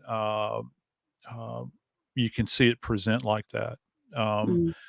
In any number of positions where you have fingers that are extended, hands that are flat out, you can have events where they're actually holding something. Had a friend of mine that worked a case where a guy was found deceased holding a coffee cup, and two fingers were kind of interlaced like this, and he was found laying on the floor. And I remember he had a picture of it where the coffee cup had been removed at the scene. He came into the morgue, and his hand looked like that, typically how somebody would hold a handled cup. So yeah, it's within the realm of possibility. The big issue though is time. Right. Rigor doesn't set in immediately. It takes a while for it to get there. You're talking about several hours for that to occur. So you have to marry up circumstantially with what you know, and then an item that you're actually stating that is connected to that individual in order to validate that supposition. Yeah. And it with because one of the experts had said, if you had, for instance, just ran a marathon or something like that, which we were saying, okay, well, he didn't run a marathon, but he was just out there fighting with these people. So does that make it set in quicker? It does. Yeah. Just think back. I don't know. I think most of us probably had our first physical science class, not physical ed, but physical science class. Before you get to chemistry and biology and all that, you take physical science, and like the 7th or 8th grade, it used to be. And that's where you're first introduced to either an alcohol burner or a Bunsen burner. I don't know if they still do that or not, but in my day they did. And as you can see, my day was long ago, but, but you, heat, as we know, speeds things up. So if you have an individual that is, I'm glad they brought this up, because if you have an individual that is engaged in rigorous activity, and it can be anything, including being chased, fighting, you can also include drug usage. If you have something like meth or coke on board, and you'll also see Riger present quicker with individuals that are running a fever. It's particularly plays when we're doing child death investigations. I know if I have mamas in the audience, babies will spike temperatures, and it's the most terrifying thing in the world if you're a parent. I mean, there's nothing else that's more terrifying. And you can have kids that spike temperatures, particularly babies, and they die, and you'll see them going to Riger quicker than if they were perfectly healthy and they just suddenly died as a result of something else that had happened. So heat plays a role in this. And so if you get that burst of adrenaline, your core body temperature speeds up, that sort of thing. The metabolic activity kind of dictates to a certain degree how quickly Riger might set in. Yeah. That's so interesting. All right. And then I know you've got to get going in a couple minutes. So we'll ask 2 more questions. So It's Just Me wants to know, do you have any knowledge of the Quentin Simon case? This one's so heartbreaking. The toddler that was thrown in the trash by his mother and found in the landfill in Savannah, Georgia. I'm familiar with the name, but I don't recall having worked that case, or forgive me, back up, rewind that, having covered that case at all. I don't remember it. I'm terribly sorry. Oh, that was so sad. And then the last question I want to ask you, what do you think would be the thing that is most surprising to all of us about your job? Something that would just shock all of us, or something that we would have never considered? What do you think is the most surprising thing to people who aren't familiar with, what you do on a daily basis? What would be the most surprising thing for us? I think that on one level, how much you forget that death is ever present, because you're next to it all the time without ceasing. And so if you're next to it all the time, your family becomes next to it. I've got a wife that's a saint. She went through the last half of my career. We got married midway through my career. And so, I'll give you an example, and I've talked about this before. Most people that are in a marriage, they have behaviors that they engage in on a regular basis just because of familiarity and things. When I was still with the ME's office in Atlanta, my wife would meet me at the back door, and the question was, it's not that I didn't know that she loved me. I knew that she loved me.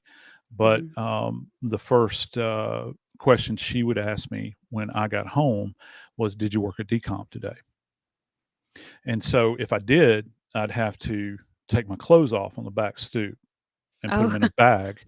And then those have to be washed. They have to be washed separate from everybody else's, because it doesn't matter what you do, how hard you try, you can't escape that smell. And on one level, when you're in a lot of the cases, we work a lot of decomps, particularly down here in Deep South. In New Orleans in particular, I worked a lot. In Atlanta, I worked a lot too. That smell permeates your being. You're inhalating that smell. It's part of the environment which you're in. And so, and that's a metaphor for how you conduct your life, I think, in the realm of death, because you literally inhale it to a great degree, and it becomes part of your DNA. You never forget those memories. You never forget, just like one of my finest memories of smells is my grandma's kitchen when she would fry chicken. And I remember that smell, just like I remember the smell of Play-Doh and silly putty from when I was little, but I also remember the smell of decomposing bodies. It becomes part of who you are, and you can't you can't escape that in my field. And Yeah. the most important thing to remember is that wherever you live right now, if you're in the U.S. or in Canada, or anywhere that the British Empire once touched, you've got a coroner or a medical examiner still doing this job day in and day out.